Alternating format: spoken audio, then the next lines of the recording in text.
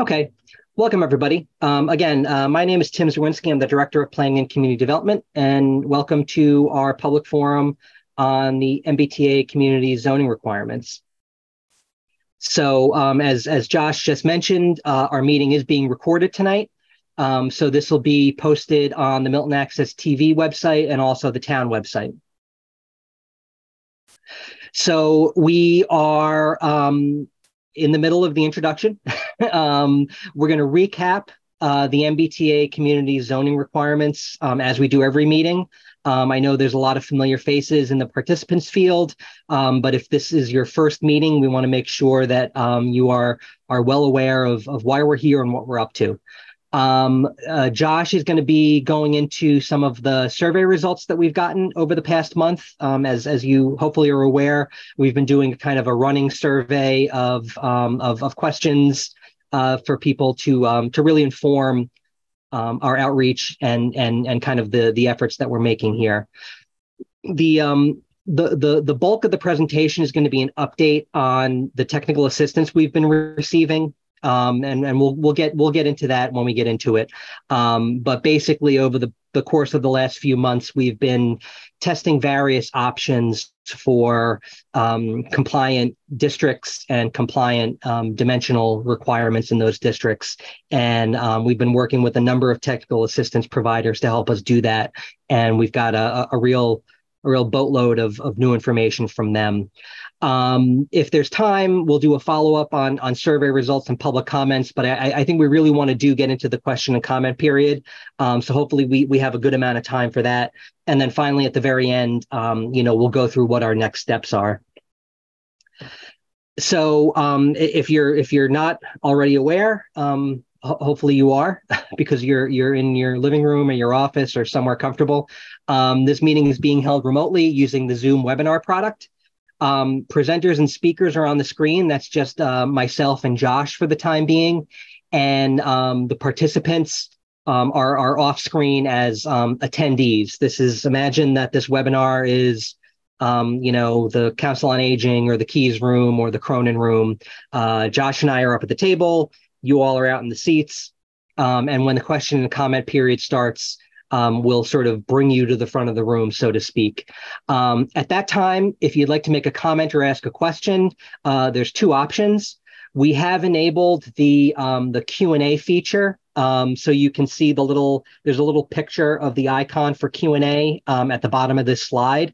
At any point during the presentation, you can put a question into the Q&A. That's only visible to Josh and myself. So in effect, it's passing a note to the front of the room. And, when we do get to the question and comment period, if there are a number of written Q&As, we'll try to alternate those between folks that, are asking questions in real time and folks that have written Q&A questions during the course of the presentation. We're going to try to keep the presentation moving. So unless there's a super urgent emergency question, which I suspect there won't be, we're going to try to leave all the questions and comments towards the end. So you can enter that into that little feature during the presentation, but we're going to hold off on answering those questions until we get to the end. There's also the raise hand feature. So that's the little hand guy icon next to the Q&A. When we do open up the question and comment period, if you press that raise hand button, you'll be entered into a queue, and we'll take people in order of that queue for comments and questions. I've already covered that first bullet. Once the presentation's over, we'll go through the question and comment.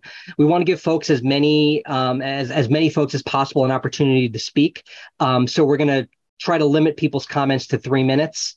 If you've got more to say, we can get you to the back of the line, and you can come back up once everyone else has had a chance to ask their question or make their comment.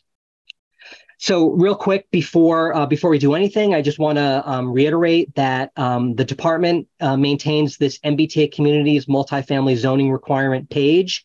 If you go to townofmilton.org and go to the Planning and Community Development page, it's on the left side. The arrow's pointing to it right there. It says MBTA Communities Multifamily Zoning Requirement. This presentation will be there. Previous presentations will be there.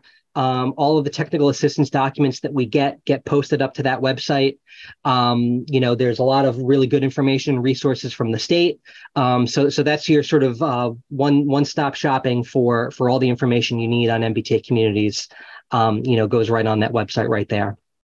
Before we jump ahead, Tim, we're going to have a quick poll so folks can get familiar with the Zoom product and clicking around just to get a gauge of the attendees tonight. Great. Go for it. Great. So that should be live on all your screens. And the first question asks if you've been to one of our previous public forums.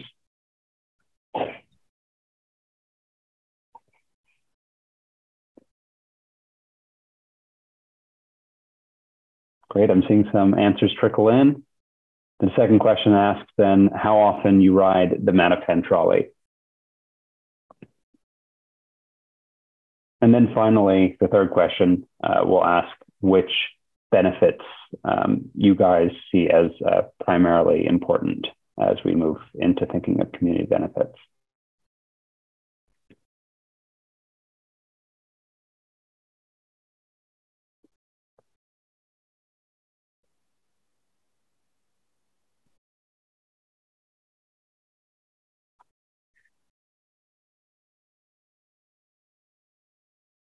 So we'll give this poll just another 30 seconds, getting good participation here, which is nice.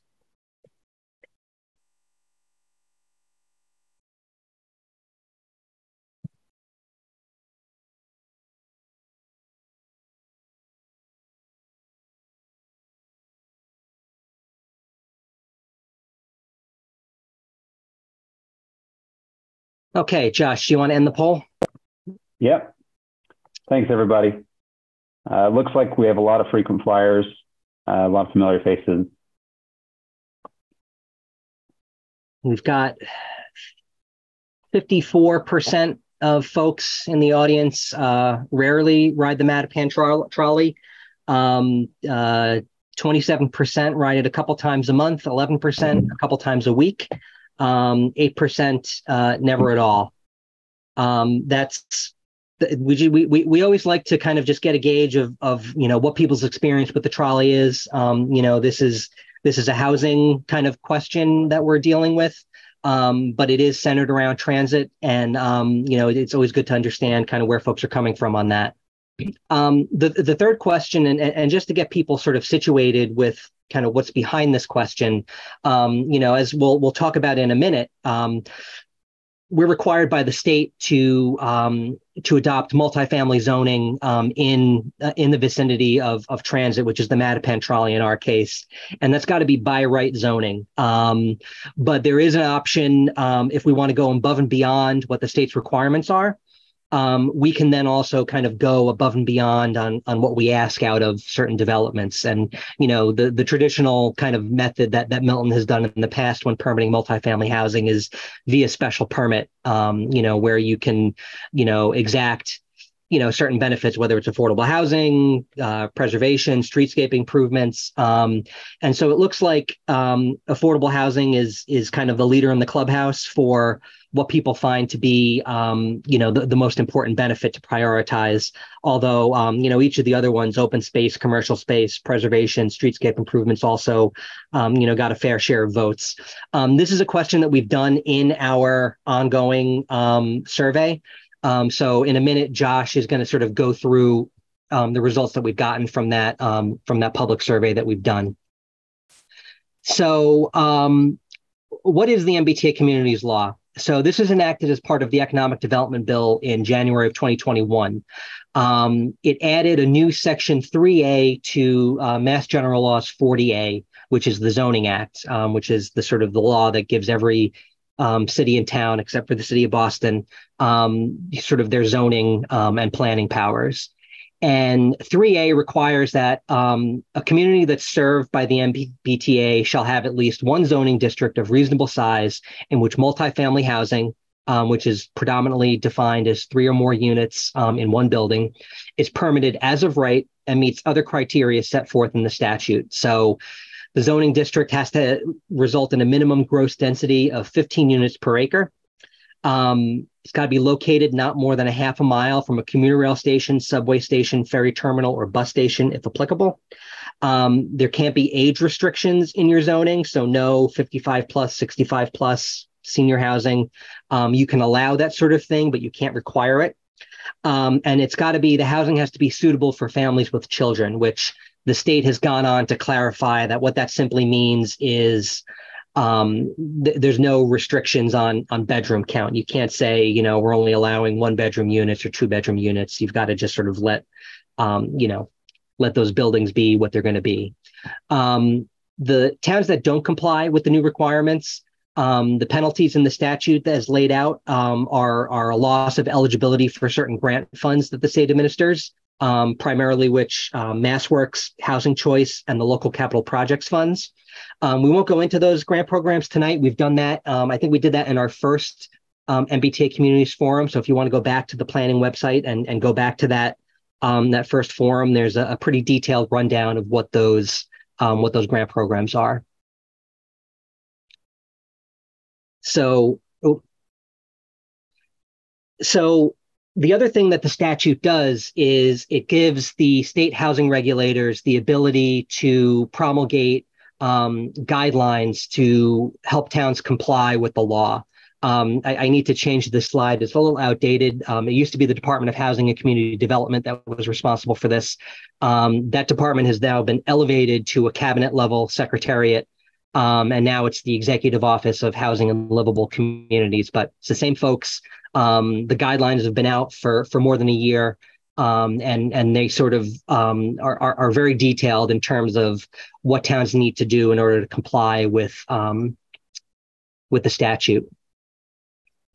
So in a minute, Josh is going to go through some of the results of our survey, but this is just one question that we put to folks in the survey. There's a lot of talk about, you know, and not just in Milton, all over the Commonwealth, you know, what are towns doing to comply? What are the penalties going to be for noncompliance? You know, the position that we take is that, you know, town meeting decides if the town complies. One way or the other, you know, the zoning is going to get to town meeting, and whether town meeting votes for it or doesn't vote for it is going to be the ultimate kind of arbiter of compliance. Our job is to collaboratively prepare the best possible version of what compliance looks like, and give that to town meeting. And that involves, you know, work with the planning board, work with the select board. They'll, you know, work with members of the community through these forums and through other outreach efforts that we're doing. And you know, we're trying to put together, you know, the best possible version that meets all of our planning and housing and economic development goals. So the state guidelines kind of start to get into a little bit more specifics on a number of, you know, important issues for how to comply with the law. So the location of the districts, the statute says it's got to be within a half a mile of transit. What HLC, the Office of Housing and Livable Communities, has determined is that they've calculated how much developable area exists within that half-mile radius of transit. One thing that we pointed out very early on in this process is that our transit line is right on the border of Milton and the city of Boston. And so if you were to draw a half-mile radius around any transit station, a significant fraction of that radius is actually going to be in the city of Boston, which we don't have the ability to zone for. And other communities had that same issue. And the way that the guidelines have addressed this is they said, well, you know, we're going to create different, you know, levels of communities based on how much developable area actually exists in the transit area. And then from there, they make a determination of exactly how much of your zoning district needs to be in the transit area. So because a significant portion of the transit area actually isn't even in Milton, HLC has said only 50% of our zoning district actually needs to be in the transit area. The other 50% could be anywhere else, with certain other restrictions and requirements. The zoning district doesn't have to be one single district. It can be multiple sub-districts in different areas with the following restrictions. At least half of the district needs to be contiguous, and any sub-district needs to be a minimum of 5 acres.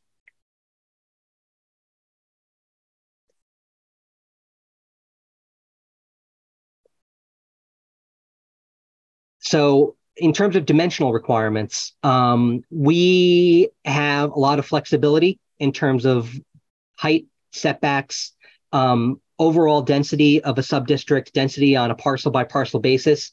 Those dimensional requirements don't need to be uniform across the sub-districts, as long as the average of all of the sub-districts meet the law's minimum requirements for density, reasonable size, and by right permitting. So the very, very, very simple mathematical example is if you have one sub-district comprising half of the total district, that can have a density of 5 units per acre, which is below the minimum 15 units per acre required by the law. You can do that as long as another district comprising the other half of the total area has a density of 25 units per acre. So you add that up, you divide it by 2, you get 15 units per acre. It's never going to be as simple as that. So, the math becomes a little bit more complicated, but the principle is, any individual sub-district doesn't necessarily need to be 15 units per acre as long as it averaged out with all of the other sub-district adds up to those minimum requirements. So, we've got flexibility, but the guidelines also put constraints on us, which I think we'll see as we go through the presentation. So I'm going to hand it back over to Josh to talk through some of our survey results. Thanks, Tim. And thank you all for participating in the poll and in this survey, which is, the macro version of the poll. We've been running it since February and then added an additional handful of questions in May after our public forum. We've posted signs physically, posted them on all of our social media. It's been announced at all of our public meetings, including this one. You can go to tinyurl.com/Milton MBTA survey or find it on the website. It's been translated into English, Spanish, French, and simplified Chinese. So if you or someone prefers to submit a response in that language, that is available to you. Already, this next point is out of date. When I prepared it yesterday, we'd had 192 responses. As of this evening, we're at 204. I received 15 just since lunchtime. So I'm really appreciative of all you responding and taking the time to give us your feedback. The Milton Times in particular, I don't know if Elaine is with us tonight, but that's been the number one source for getting the information out about the survey to folks, at least according to you all. So we're really grateful to the Times for their work in covering this and giving that information out to you. Next slide, please, Tim. So one of the questions we asked in our May update was whether folks, if their property was rezoned under this law, would be interested in doing anything about that. One of the concerns we've heard in a lot of the feedback we got in the early portion of the survey is, what if I don't want to deal with this new law? What if I don't want to redevelop my home? That's fine. That is not part of the regulations. We just have to zone to be compliant. We don't have to develop to that zoning. So a whole majority of the folks who've responded are not interested in engaging in that redevelopment process. And that's entirely fine. And hopefully is reassuring to people who are worried that their neighborhood will look radically different than how it does now, because you and your neighbors don't really have an appetite for that kind of change. Next slide, please. We also asked about those benefits that we polled you about. Just like in the poll, affordable housing is the number one choice. It's by far and away the number one choice for folks. It leads in what is picked as that first choice, but there's a lot of interest in preserving commercial and open space, expanding the commercial space if possible. So we've really taken that to heart and want to make sure that when we think about these potentials for getting community benefits from these developments, particularly larger developments like 88 Wharf or other sort of multifamily units that we are currently have in Milton, how we can maximize the benefits to the community. All right, next slide, please. I think that's it. Thank you all. So thank you, Josh. So if you've been to these before, you know that we have been working with two different technical assistance providers to help us utilize a software tool that the state has created. It's called the compliance model, and basically what it is, it's a bit of software that works with a geographic information system, which is GIS for short. It's a mapping protocol that has information on all of the parcels of land in town. And basically what you do in order to sort of test a district is you grab all of the parcels that you want to be in your district in GIS. You put them into this tool. So then the tool knows, okay, you've got all of the parcels within a half a mile of transit in town of Milton, and we know all of them. We know how big they are. We know, what the dimensions and everything are. And then you put in your dimensional parameters for your zoning. And there's all sorts of different setbacks, overall density, floor area ratio, maximum units per lot, parking requirements. And you can put in as many or as few as you need to. And then what the model, in the background has all of the state's requirements for district size, overall density, unit capacity, which is the number of potential units that could be produced under your zoning bylaw. And it's got all of these requirements in them, and basically sort of compares the dimensional parameters that you put in with the geographic parameters that you put in, and basically spits out a number of results. And, do you comply with this requirement? Yes or no? Do you comply with that requirement? Yes or no? That's the really very simplified version of how this is supposed to work. It's a little bit of a complex process. The state has put a lot of resources in the hands of cities and towns to kind of help them use this tool. Eventually, it's what the state itself is going to use when we sort of hand them our final zoning and say, these are the districts, these are the dimensional requirements, these are all of the other requirements. They're going to use this tool to determine if we're compliant with the law or not. So having access to that tool and having people that know how to use it, is a way for towns to kind of get ahead and figure out something that they can have confidence in. So we've been working with a planning and design firm named Util. Has been doing some technical assistance for us. We've also been working with the Metropolitan Area Planning Council, and they've both been running the compliance model for different scenarios that we've kind of put in front of them. Util did the first crack at the compliance model for us. We had them test the entire half-mile radius transit area. So that's around all of the transit stations that have a catchment area in Milton. So Mattapan Station captures a decent portion of Milton. Capon Street, Valley Road, Central Ave, Milton Station. Those are all, those stations are completely in the town. Just to kind of get an initial baseline for, if we put in some acceptable, minimum density dimensional parameters, what does that look like? And then we started kind of tweaking things in terms of geography, in terms of what those dimensional parameters are. So they've given a second run at that transit area and have come up with some really interesting results. In another process, after we sort of got those results from Util, we went to the Metropolitan Area Planning Council and said, okay, now we want to test some sub-districts that are outside of the transit area, because we're allowed to zone outside of the transit area up to 50%, and also refine some of the parcels within the transit area, particularly some of the larger parcels in Milton Village, Central Ave, and over on the west side of town, where there's already existing multifamily or larger commercial parcels. So we're going to run through both of those updates. But the upshot of all of it is the work that both of those firms have done on kind of different options, both present technically compliant pathways.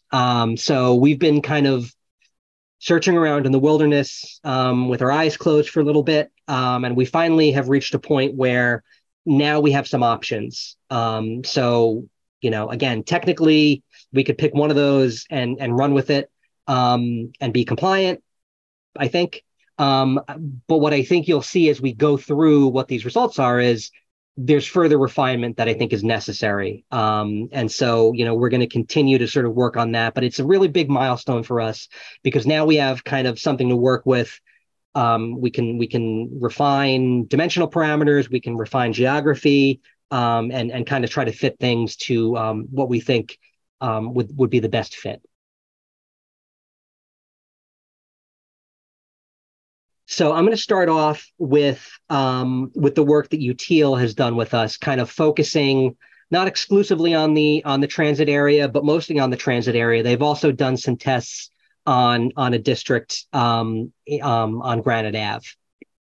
So just to remind folks, that red dashed line is the line that you get when you draw a half-mile radius around each of the transit stations that kind of capture a portion of Milton. It's got this sort of scalloped shape because there's overlap. These stations are relatively close together, so you're not going to get a perfect circle anywhere. So there's a fair amount of overlap around these stations, but this is basically the blue parcels are everything that's within that half mile. So what we've asked UTIL to do here is identify the parcels that are either too small.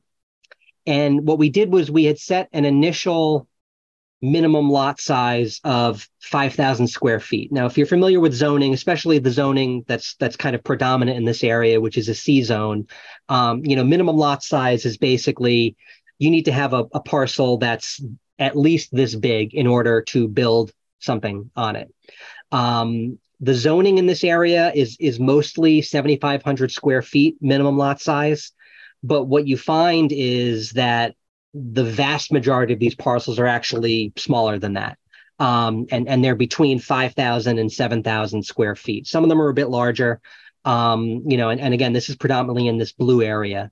The yellow area is our B and C zones, which are parcels that are, the B and the A and B zones. I'm sorry. Again, if you're familiar with the town zoning, A zone is 40,000 square foot minimum lot size. B zone is 20,000 square foot minimum lot size. And so what we asked UTIL to do was identify the parcels that are smaller than 5,000 square feet and the parcels that are larger than 25,000 square feet. And we asked them to do this for two reasons. The way that the state's compliance model operates is it takes everything that you put into it at face value. And what I mean by that is if you set a minimum lot size of 5,000 square feet, that means that any parcel that's smaller than it doesn't get credit for anything being built on it. Okay. Because if it's less than 5,000 square feet, you can't build anything. And so you get no credit. And I say credit because one of the things in the compliance model and one of the requirements the state has put on us is a unit capacity requirement. So we're responsible for creating zoning that could potentially yield 2,461 units. And that's a function of our year-round housing unit total and our status as a rapid transit community. So we have the sort of the highest level of service in the MBTA system, rapid transit, and we have 9,000 plus year-round units. And so we're responsible for zoning for 25% of that number. So on these pinkish, purplish parcels, when you put those into the model, because they're smaller than 5,000 square feet, if you were to say you can build 3 units on a 5,000 square foot lot, we're getting 0 units out of these pink parcels because they're undersized. On the other end of the spectrum, and we walk through this in pretty close detail at one of our previous forums, is these larger parcels of 25,000 or more square feet. Now, early on, we've learned that there's not a lot of interest in high density, high unit count housing in this area. It would be nearly impossible to do that because of this parcel sizes. You can't put 12 units on a 5,000 square foot lot. It just doesn't work. So you really have to look at sort of what is that minimum level of density that still can be considered multifamily. even on these larger parcels, the right side of the map, kind of south of Milton Station, this is a National Register historic district in Milton Hill. One of the oldest parts of town. There's not a lot of desire on a lot of people's parts to subject those parcels to really intensive redevelopment. And so we set initially a 4 units per lot sort of maximum on some of these larger parcels. That has an effect on our overall density numbers, because if you had an acre parcel at 40,000 plus square feet, even though that has multiple developable parcels in it, you're still only getting credit for 4 units if that's your max per parcel. So the compliance model isn't assuming that someone's going to come along and subdivide that lot into developable parcels. They're just looking, you've got one parcel, 4 unit max, and that's it. So that has an effect on our overall density number. There's a big denominator in terms of the big land size and a really small numerator in terms of the number of units that are allowed. And so that's a long way of going about kind of explaining why we asked UTIL to sort of make this map. So what the map that you're looking at now, which has the sort of the black outline of the parcels that were in color on the previous map, is they've taken the areas where significant numbers of these sort of too big or too small parcels and basically taken them out of the zoning district, right? So on the small end, if you look at the left side of the map, Brush Hill Road, Blue Hill Ave, Blue Hills Parkway area, we're losing a lot of parcels that are yielding 0 units.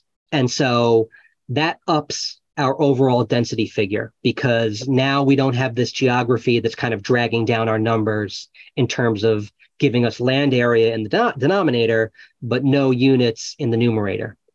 And then in the sort of southern and right side of the map, you're losing a lot of these larger parcels, which again, because there's not a desire for massive redevelopment on these larger parcels with, double-digit numbers of units, we're sort of taking away parcels that are dragging down our overall density figure on sort of the denominator side. So large parcels of land that are yielding very few units. All of this is because when we initially ran this large district through the compliance model, we hit all of the requirements in terms of unit capacity. We were way over on unit capacity. Minimum size of the district, we were way over our requirements on minimum size, but we were missing our requirement for overall density. We were not at 15 units per acre. And so this exercise that UTIL is doing is trying to refine this district to kind of up that that overall density figure, and part of that is happening via removing some of these portions that really aren't contributing in a productive way. So the other thing that UTIL has done is sort of taken the remaining district and chopped it up into these smaller 7 sub districts, and they do that based on what are the streets that are running through them? What is the sort of prevailing lot size? What is sort of the character of the built environment in these districts? And you can start to see when you look at this, these are, chunks of this district that are kind of, similar to each other. And finally, what they do is, and this is just a map that shows you portions of this district that are being studied by MAPC. We'll get into those in a minute. What they've done is now taken these 7 sub-districts and created new dimensional requirements. And so for 1, 2, 3, 4, 5, which is sort of, going from left to right, the blue to green to yellow, districts at the top, 5,000 square foot minimum lot size. And again, this is to sort of match what is the prevailing lot size in this district. If you did a larger minimum lot size, you would start to encounter that situation we had at the beginning, where you would have even more lots that were too small and aren't contributing any units to our unit capacity number. So 5,000 is really the number where you capture the maximum number of lots as they exist today. The maximum number of stories is 3. Minimum setbacks 15 feet from the front, 10 feet from the sides, 30 feet from the rear. All of these parameters generally match what the existing zoning is. And there's actually there's a misprint on this slide because the max dwelling units per acre is actually supposed to be 27. 27 sounds like a lot of units per acre, but what you have to remember is you're applying that metric to a very small parcel, 5,000 square feet, 6,000 square feet. And 27 units per acre almost exactly gets you to a 3-unit building on a 5,000 square foot lot, which meets the state's definition of multifamily and meets the sort of prevailing lot size character in this district. Subdistricts 6 and 7 have similar, almost identical dimensional parameters, except for a little bit more of a generous, a more generous front setback. And so all of that, and they also tested a subdistrict on Granite Avenue, which we'll talk about in a little bit more detail in the next section. But all of that, this is a chart that shows the outputs of the compliance model. When you put those geographies and those dimensional parameters into the model, what you get is, and these 4, these 4 columns on the right are really kind of what you're looking at in terms of outputs. Is we are way over on the, we are way over on the unit capacity. We're responsible for 2,461 units. We're at 4,191 in this configuration. We're way over on the district acreage. It's a 50-acre minimum district size, according to the guidelines. We're at 374. 264 when you take away rights of way and park space and wetlands and sort of excluded land. Again, still way over that 50 acre minimum. And then the overall density of that district is 15.8 units per acre. And that's just a simple math problem. 4,191 potential units divided by 264 acres of developable land gets you to 15.8. And so I'll just remind folks that this geography plus Granite Ave, which has more traditional kind of larger scale multifamily associated with it, with the parameters we gave to MAPC, with these dimensional restrictions, gets you to 15.8 units per acre.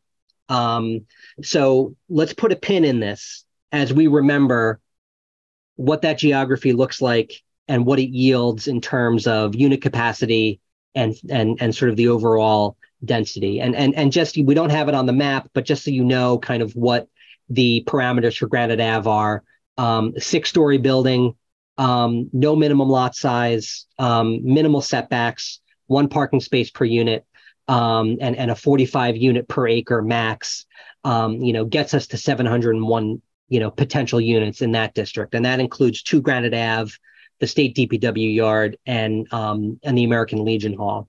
So just kind of take a mental snapshot of this as we, and these are kind of a little bit more detail on some of those inputs and outputs.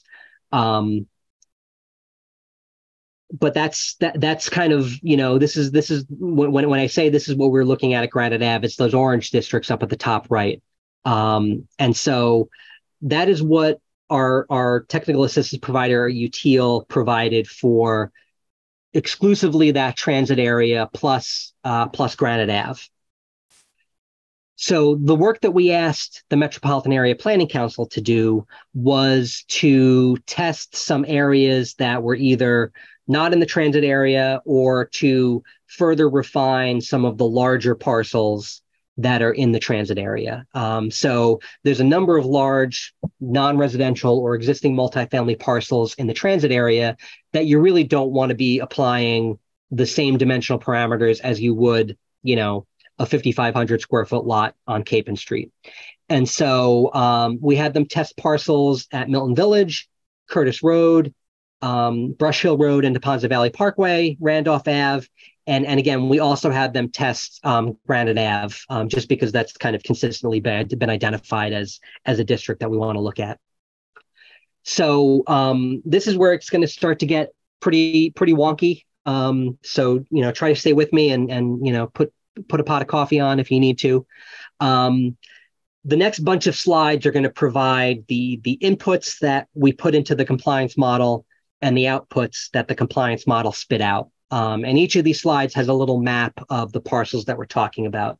So in the Milton Village Central Ave area, what we wanted to do was add 88 Wharf, the Extra Space Storage Building, the Web Mill Building at 1 Elliott Street, 36 and 50 Elliott Street, the multifamily buildings on that side of Elliott Street, and then sort of the commercial parcels in the Central Ave district. So where Steel and Rye is, where the auto body and the dry cleaners are, the block with Stevie's and Mackey's and the insurance agency, 36 Central Ave and 131 Elliott Street.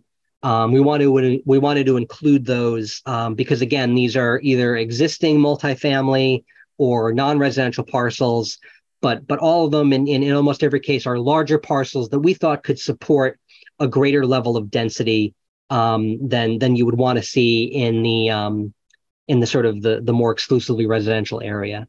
And just so everyone knows, and I'm just trying to get back up, the reason that we asked MAPC to do this was because of what I just explained about the, why we asked UTL to do their work is after that first run of the compliance model where we tested the entire transit area and found that we weren't hitting our overall density targets, what we wanted MAPC to do was see if there's parcels where we can kind of crank up the density to offset the sort of the lack of density we were getting in the main transit area. So just a sort of little explanation for why we're asking them to test the things that we're asking them to test.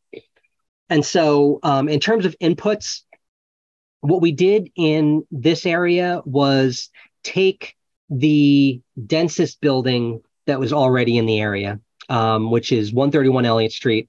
It's almost exactly an acre of a parcel. It's got 38 units in it. So we basically said, okay, the town has approved zoning in the past for, we rounded up to 40 units per acre, but this is something that if we were to recreate this elsewhere in the district, it would obviously be a bit more density than we're accustomed to, but not something that hasn't already, been vetted and approved by the town, in other circumstances.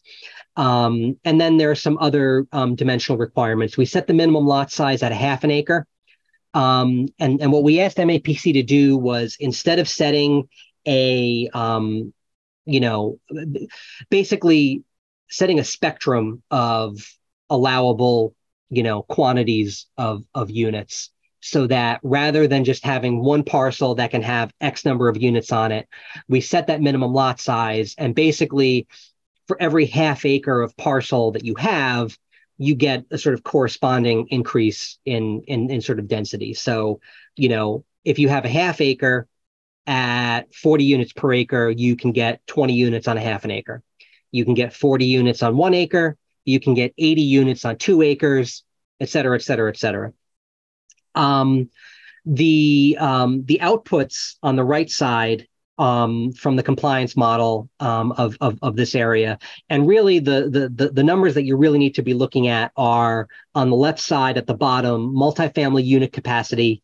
There's 597 potential units out of these parcels with these dimensional parameters for a dwelling unit per acre density of 74.6, which is pretty high. But again, we sort of, we asked them to do this to sort of offset the lack of density we were seeing elsewhere in other districts. So moving on to the second district, which is on the way other side of the transit area. This is where Unkwitty House is at 30 Curtis Road, right across the river from Mattapan Station. Similar dimensional parameters, half acre, minimum lot size, 40 units per acre, one parking space per unit, 5-story building height, and then some corresponding lot coverage and floor area ratio figures. The outputs on this one, and really the only developable lot in this district is the big lot that Unquity House is currently on. There's the potential for 161 units under these zoning parameters for an overall density of 38.7 dwelling units per acre.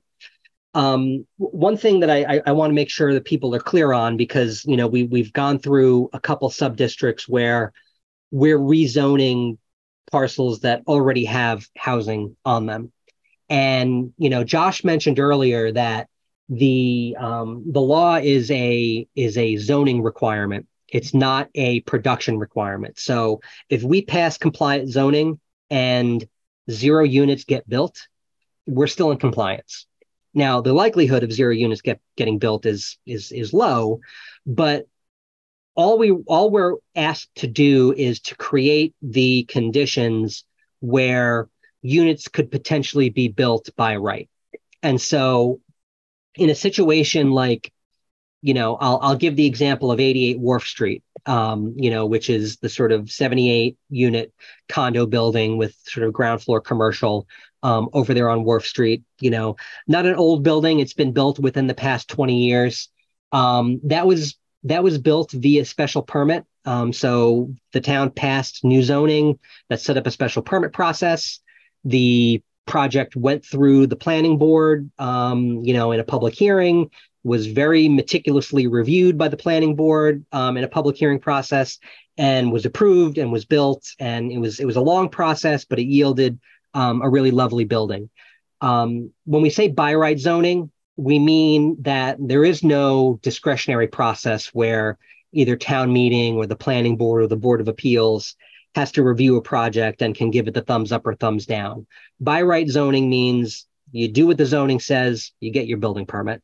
The same thing if you wanted to build a house on an acre lot in an A zone, you'd be able to get your building permit to do that.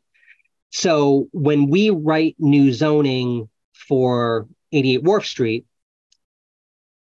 88 Wharf still has the zoning that created it, because we're not repealing that zoning. That special permit is still in effect. That zoning is still there. We're basically putting what's called an overlay over that parcel. We get credit for however many units could potentially be built under that zoning. But as a practical matter, the likelihood of the condo association at 88 Wharf deciding we're going to demolish our beautiful building and build a new one because we got new zoning is actually very low. And so even though we're rezoning under some of these existing multifamily parcels, the likelihood of a redevelopment is actually relatively low, just by virtue of the fact that these are either relatively new buildings, or there's an ownership structure that's different, or what. We have the benefit in Milton Village and Central Ave of a lot of the multifamily there is actually relatively new, and we've done a good job of rezoning those parcels. So, it's a little bit of a gimme in terms of numbers. 131 Elliott Street isn't even open yet, but we're going to get credit for the unit capacity of the new zoning for that. So, So that's just, again, an explanation of there are certain other parcels that, may be more realistically redevelopment parcels. But again, we're not looking at, who's eventually going to build something on what timeline. It's just basically writing the zoning and doing the calculations for what the unit capacity is. So now we're into sort of the third district that we've asked MAPC to test. And this is the first of our districts that's outside of the transit area. We're allowed to put 50% of our district outside of the transit area, as long as the sub-district is more than 5 acres, et cetera, et cetera. You may recognize this portion of Brush Hill Road, kind of at the confluence of Blue Hill Ave and kind of between the Fonz Valley Parkway. Fuller Village is there. This is the bottom 2 parcels. You can see some of those buildings. And then the top parcel is the Brush Hill Rehabilitation Facility, former seminary, big building, medical use right now. We saw this again as large parcels, existing multifamily or non-residential uses. an opportunity here to get some kind of larger scale multifamily zoning. And so, again, setting a minimum lot size of that's 217,800 square feet is something. It's between 3 and 5 acres. That's really just pegged to the existing parcelization. We're going to probably want to rethink those lot sizes for reasons that'll become clear in a minute. One parking space per dwelling unit, 5-story building height, 20 units per acre, which is a lower density level than we had in the Milton Village and Central Ave parcels. But because of the sheer size of these parcels, if you look on the right, the unit capacity of these parcels with these dimensional parameters is more than 1,300 units, which is an eye-popping number. It popped my eyes. It popped Josh's eyes. This is I can only speak for myself. I can't speak for you or for the planning board or for town meeting. I don't think that we should be interested in zoning for this many units in this area. It's further afield from transit and amenities, although it is, relatively close to Reedville Station. But, similar to how the 40B projects that we've had are these really big buildings, with a lot of parking out in the middle of the woods. 1,300 units is way too much for this part of town. But again, it's a function of the sheer size of these parcels, because even though we set a 20 maximum unit per acre dimensional parameter and it yields 1,300 units, it actually only yields a overall density for the subdistrict of 21.5 units per acre, which is a lot, but also, the bang for your buck that you're getting at 1,300 units and only 21.5 dwelling units per acre. Again, these parcels are meant to kind of spread out some of the impacts and kind of crank up our overall density numbers. And so this is one area where we're going to have to put some serious thought into adjusting the dimensional parameters so that we can bring down that overall unit capacity number, because this is not going to be a sub-district that's going to have there's going to be a lot more cars that are going to be needed to serve this, and it's just going to exacerbate a lot of the impacts that we're not interested in exacerbating. So again, put another pin in this one because it's going to be one that we're going to have to rethink. This is the Randolph Ave subdistrict. Again, we've been looking at large parcels, non-residential parcels. This is the A. Thomas and Sons landscaping property, and plus the parcel behind it is actually a kind of a landlocked parcel adjacent to the Blue Hills Reservation that's actually owned by the Animal Rescue League. We set a minimum lot size of 130,680 square feet. Again, that's pegged to the existing parcelization. You want to set that minimum lot size at a level where there's already a parcel that exists so that you can actually get credit for units. We set a relatively low building height at 2.5 stories. Again, there's not existing multifamily here. It's kind of, cheek to jowl with an existing residential neighborhood. So, we wanted to set dimensional parameters that, were not kind of overwhelming. And again, 20 units per acre. Again, we wanted to get it above 15 so that we were kind of making progress on that overall density figure. So the unit capacity on this sub-district is 280 units for an overall density of 32.2 units. So again, a decent number, but we set that that building height at a relatively low level. The effect of some of these parameters, in case it's not sort of readily apparent, is the taller your building gets, the more units it has, the more that multifamily unit capacity number goes, the more that dwelling unit per acre number goes. And so, if we decided we wanted less density on this site, maybe you crank down the height to 2 stories or 1.5 stories, or you put another dimensional parameter on it. If you want to crank it up, then you crank it up. So finally, and this is a sub-district that we asked both MAPC and UTIL to test, is Granite Ave. And what we asked them to test is the American Legion Hall site, the state DPW yard, park and ride, salt pile site, and then the 2 Granite Ave site, which is the Flatley office building right before you get to the bridge. This district looks the way it looks because we also included a parcel that's owned by the Department of Conservation and Recreation. That's part of the Neponset River Reservation. It's this salt marsh parcel. And the reason that we did this is to ensure that we were able to make a contiguous district between the state DPW yard and 2 Granite Ave. You recall that one of the requirements is that a sub-district needs to be at least 5 acres. And neither of those parcels on their own adds up to 5 acres. But you put them together and they do. But they've got to be contiguous. And so we included this salt marsh parcel simply to join the state DPW yard to 2 Granite Ave. This salt marsh parcel under the state guidelines is considered to be what they call excluded land. And so excluded land doesn't count towards your denominator for district area. So even though this is, hundreds of acres of salt marsh, it doesn't count as a hundreds of acres district because it's unbuildable, it's wetlands, it's area of critical environmental concern, it's owned by DCR.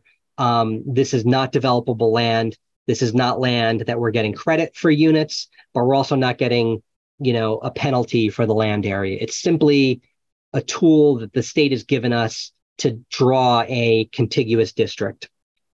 Now, we're going to have a little bit more discourse on contiguity in a minute, but just to run through this, the Granite Ave subdistrict is a district where we thought that kind of the biggest possible buildings are appropriate. And I don't want to scare you when I say biggest possible buildings because we've set a building height of 6 stories, but we've really kind of lowered all of the other dimensional requirements.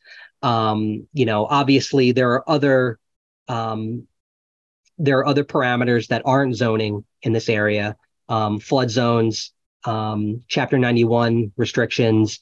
So there are, parameters that limit the scale of development, but they're not necessarily zoning parameters. And so with those parameters, what MAPC tested was an overall unit capacity of 483 units in this district for an overall density of 24.3, units overall. And so MAPC runs the compliance model, and they first go through the requirements that the state guidelines put in. So each non-contiguous area must be at least 5 acres. We passed that. All of our subdistricts are 5 acres or more. At least half of the land area is contiguous. So remember early on, we said that you can do subdistricts as long as half of your district is in one big chunk. And this is one that again, we need to put another pin in this because the way that MAPC ran the compliance model, it spit out a result that said that we passed this because that Granite Ave subdistrict, which I just showed you up here, is if you add up all of the subdistricts that we tested, this is more than half of the area of all of those subdistricts. And you see this Granite Ave subdistrict is considered contiguous, result in 56.5 acres of the total land area of those 5 subdistricts that we tested is contiguous. Now, that was a little funky to me because, as I explained, this big salt marsh portion is considered excluded land. So we get to use it to create a connected contiguous district, but it's unbuildable. So we can't zone for it for development, and it doesn't count towards our overall area for overall density purposes. So like I said, it was a little funky to me that it didn't count towards land area for overall density, but did count towards land area for the purposes of a large contiguous district. So I've actually put a query in with the state about, to clarify whether the requirements would allow that sort of thing, or if there's maybe a sort of a glitch in the model. And so we'll wait to hear back from the state on that, but we can walk through the implications of that later on. Total district area is greater than 50 acres. We hit that very, very comfortably. And then half of our district has to be in the transit area. So between the Milton Village and Central Ave districts, the Curtis Road district, and incidentally, you can see it a little bit on this map, but 2 Granite Ave is actually within a half a mile of Cedar Grove Station, which I hadn't realized. You're within that half-mile radius, and so any units that we put or we zone for 2 Granite Ave count as being within the transit area, and so that's actually a really good thing, because that means we don't have to zone as much in the other transit area, where we've been looking at before. And so these are the compliance criteria. So these are the 4 or 5 subdistricts we tested, and these columns are the compliance criteria. So the unit capacity of these 5 districts is 2,845 units. Remember that our minimum threshold is 2,461, so we hit that with a few hundred units to spare. The minimum size of the district is 50 acres. We are way above that. The density denominator is just a figure that they put in. They take out the excluded land, and this is the developable area. And then our overall density for these 5 districts combined, 74.6 units an acre, 38.7, 21.5, 32.2, 24.3, yields us a 23.8 units per acre overall density. So again, technically, this set of subdistricts represents a compliant set of subdistricts. The question of the contiguity of Granite Ave is still outstanding. The question of the 1324 units at Brush Hill Road, still outstanding. But technically, this represents a path forward for compliance in the same way that the UTIL subdistricts represented a pathway towards compliance. So what does all of this mean? As I said at the very beginning, technically, either set of these subdistricts could be compliant, and we would just need to write the zoning language and get it in, and that would be it. But each of those options has pros and cons and question marks, and I'll go through a few of them right now, and perhaps folks can comment on these a little bit more during the Q&A. So the UTIL districts kind of in the main transit area, we're going to call the transit area small lots district. This is, when we talk about what UTIL tested, this is what we're talking about. And, what I consider to be the pros of this district is it's the closest area to the transit stations. And so when we talk about transit-oriented development, that doesn't require a lot of parking because it enables people to use, transit to get where they're going. It's got the biggest potential for lower traffic impacts because you're not going to have as much parking. You're not going to have as many cars. It's also in a very highly developed area of town. And so the new infrastructure that's needed is much more limited than if you were in other parts of town. It supports existing business districts. You're putting additional density in Central Ave. You're putting additional density in Milton Village. You're putting people in the business districts, which is always a good goal. The pace of change would be more gradual in these districts. When you are zoning hundreds of parcels, now you're talking about hundreds of property owners making hundreds of individual small scale decisions. And so, even if, 50 property owners in a year decided that they were going to redevelop their parcel from a 1-family house to a 3-family house, that's 150 units over the course of a year, which is a lot for the town of Milton, but is less than if 500 units got built at one time at Granite Ave. Now, you saw the poll results early on, and obviously that's not a necessarily representative poll. It's not scientific. But, when we ask people, if you got rezoned, would you want to redevelop your property? And so many people say no. What that tells you is that people are at different stages in their life. They're at different stages in their personal finances. Their family situations are different. Just because you rezone a parcel doesn't mean someone's going to immediately take advantage of that rezoning and redevelop. And so when you zone a lot of parcels for a little bit of density, that pace of change becomes a little bit more gradual and organic.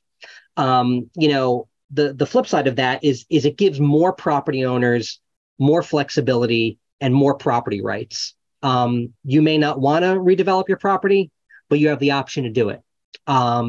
Your property will be more valuable.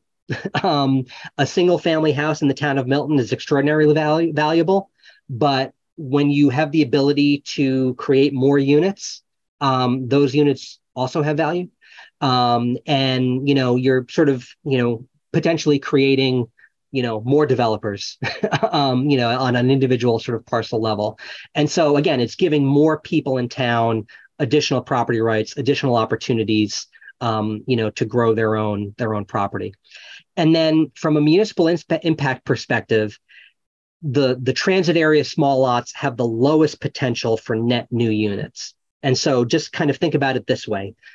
The zoning has the potential for a certain number of units, but as a practical matter, if you take a one-family house that, one family is living in, one unit of housing, and you redevelop it into a three-family house, you've got a three-family house, but you've only got two new units because there was always already one unit there. Now, it may be entirely different people, entirely new people, different compositions of household, but in terms of the growth of the population, in terms of the net new number of units, the net new number of people that are utilizing town services, because there's already existing housing, 1/3 of that impact is already baked into the existing condition. And so that's a pro of rezoning that area.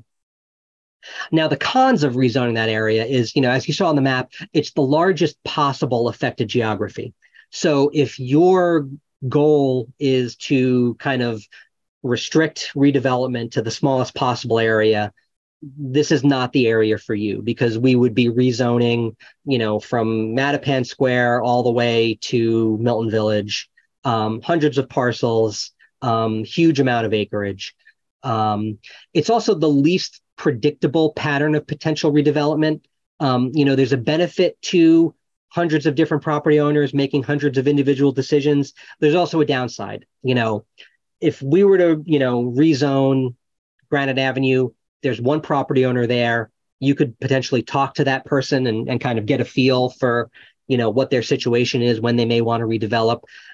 When you redevelop hundreds of parcels, people make decisions, for all sorts of different reasons, for all sorts of different real estate cycles. And so you wouldn't be able to predict with as much certainty and assurance when redevelopment would happen and where it would happen. And then in order to reach the overall density target that we have, we would require more significant density in the Milton Hill Historic District. And, we've talked a lot about the physical character of the town, and, we've tried to come up with parameters that sort of limit the potential for change in those existing residential areas. But in order to sort of do something exclusively in this small lot area, you're talking about 20 to 25 to 27 units per acre in the Milton Hill Historic District, which has half-acre, multi-acre parcels in it. And so again, if your goal is to kind of limit or restrict redevelopment in the historic district, we may not be able to do exclusively, this zoning. So the large parcel districts, these are the MAPC districts that we walked through. The pros of doing that option, is the opportunity for density levels that support deed restricted affordable housing. We're allowed to require 10% of these units to be affordable. And if we go above and beyond the state's minimum requirements, we could potentially require more than that. You can't do affordable housing in a 3-unit building. Definitionally, one affordable unit in a 3-unit building is more than 10% of the units. So you really need to have larger multi-unit buildings in order to get affordable housing. And you can do that on these large parcels. There's also the opportunity for mixed-use development, not just in the existing business districts, but anywhere where we do, larger multifamily zoning. There's the opportunity to allow for mixed-use development. We can't require mixed use under the minimum requirements, but we can allow it. And if we go above and beyond the minimum requirements that the state has, we could require it, with certain density bonuses, which again is commercial development, commercial tax base. Everyone loves commercial tax base. And it also provides amenities in places in town where they may not exist. These larger parcels have fewer residential abutters than the transit area small lot district. The pro of rezoning hundreds of single family houses is, we talked about them, but then, you've got hundreds of abutters in a way that the transit area or the larger parcels, some of them have more abutters than others, but overall far fewer than in the small parcel district. And then just the number of parcels that are affected is fewer. And again, that goes into the predictability of development. We know where the potential impacts are going to be. You can kind of get a little bit more of a handle on it. The cons of rezoning these sub-districts, many of these units are further from transit. Even 2 Granite Ave, which is technically in the Cedar Grove catchment area, is really at the very edge of that, to say nothing of Brush Hill Road and Randolph Ave. They'll require more parking. It's going to put more cars on Milton streets. These are negative impacts that we're trying to mitigate in other parts, and they would be exacerbated by zoning in these areas. Larger developments mean faster, more acute impacts. So we talked about the sort of slower, potentially less predictable pace of redevelopment and change in the small parcel districts. Again, if the Granite Ave district gets redeveloped, that's happening in one fell swoop. In the course of 2 years, you will go from 0 units to hundreds of units. And so that's a really rapid change. It's a really acute change because it's happening in one kind of discrete, concentrated area. And so that's a drawback here. And then, the flip side of the pro in the small parcel district is it's got the highest potential for net new units. So I'll use 2 Granite Ave as another example. There are 0 residential units on that parcel right now. So 100% of those new units are net new units in the town. That kind of, that existing condition is not baked in as it is in the residential area. And so those are all new units, and, those are all new households, consuming town services. So there are question marks around both of these pathways. Do we want to proceed with one strategy or a combination of both strategies?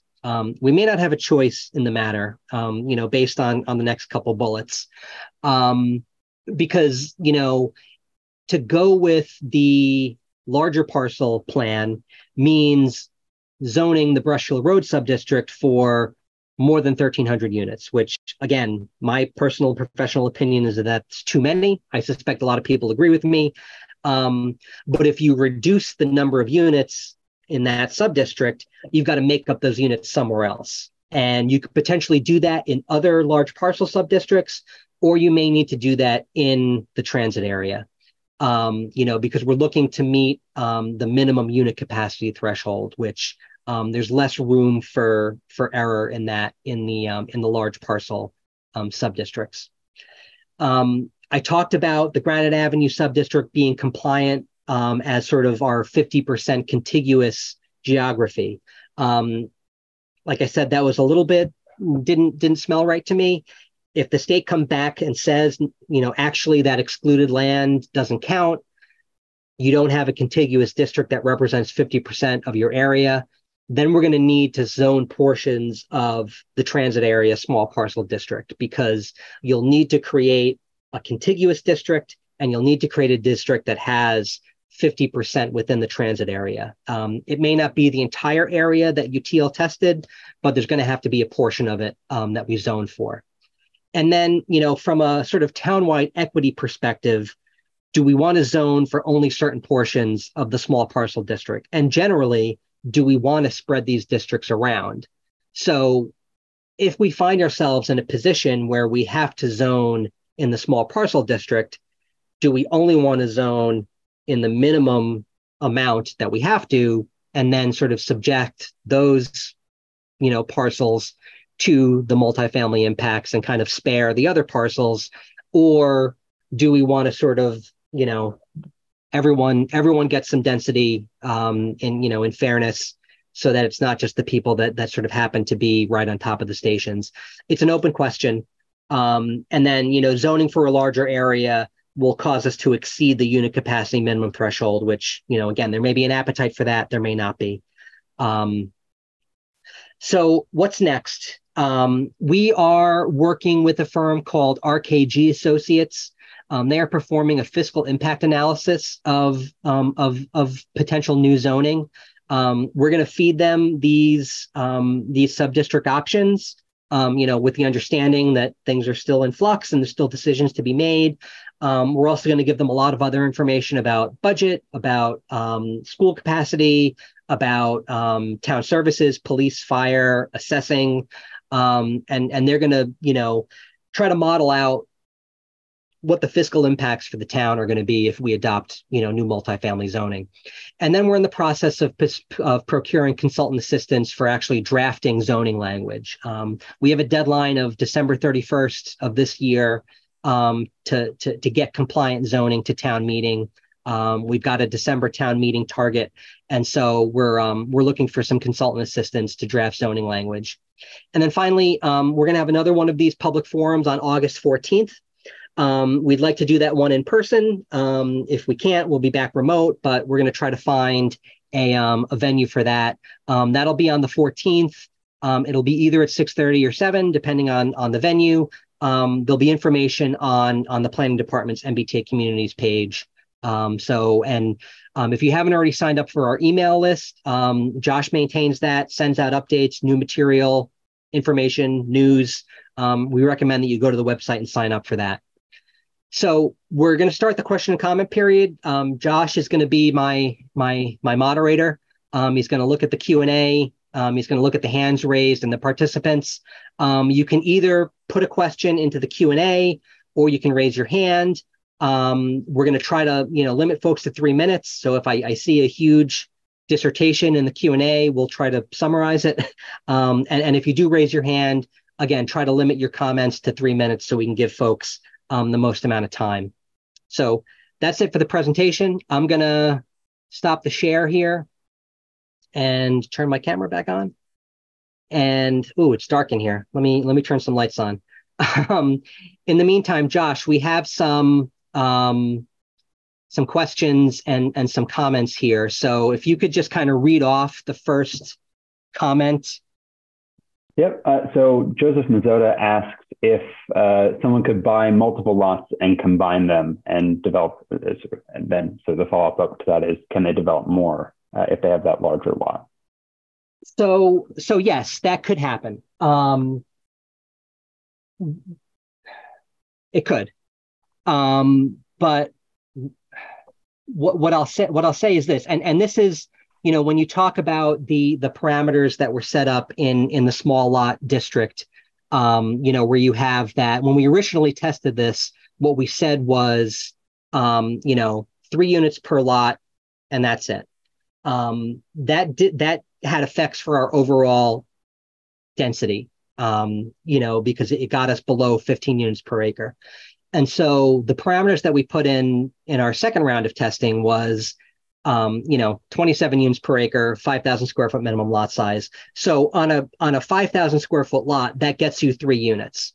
But you could conceivably buy multiple lots, combine them, and, for every, 5,000 feet that you get an additional increment of units. And so on a 10,000 foot lot, you could have 6 units, 15,000, 9 units, et cetera, et cetera, et cetera.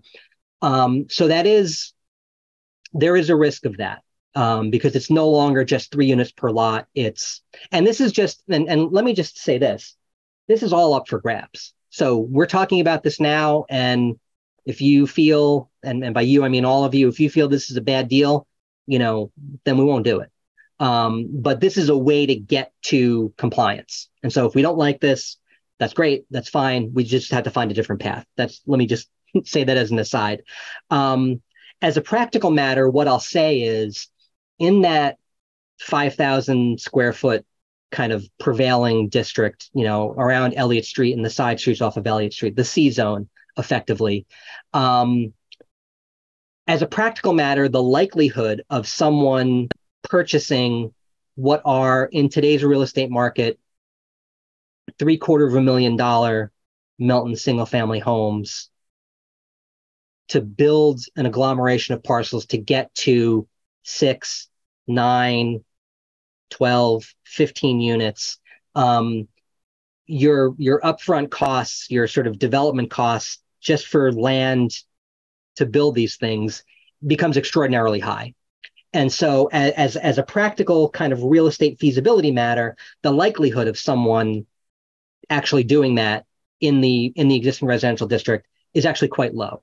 The return for that investment is not there today.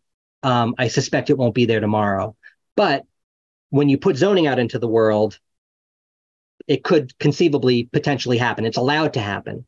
Whether it's a practical thing is another thing altogether. So it's just something to keep in mind, that it's a possibility, but not a probability, is what I would say. We also asked a question to that end in our survey, and about 2/3 of you were interested in seeing larger lots be allowed to have a larger number of units. So let's go to the attendees. Matt Morong has his hand up. Yeah, Matt, you just have to unmute yourself.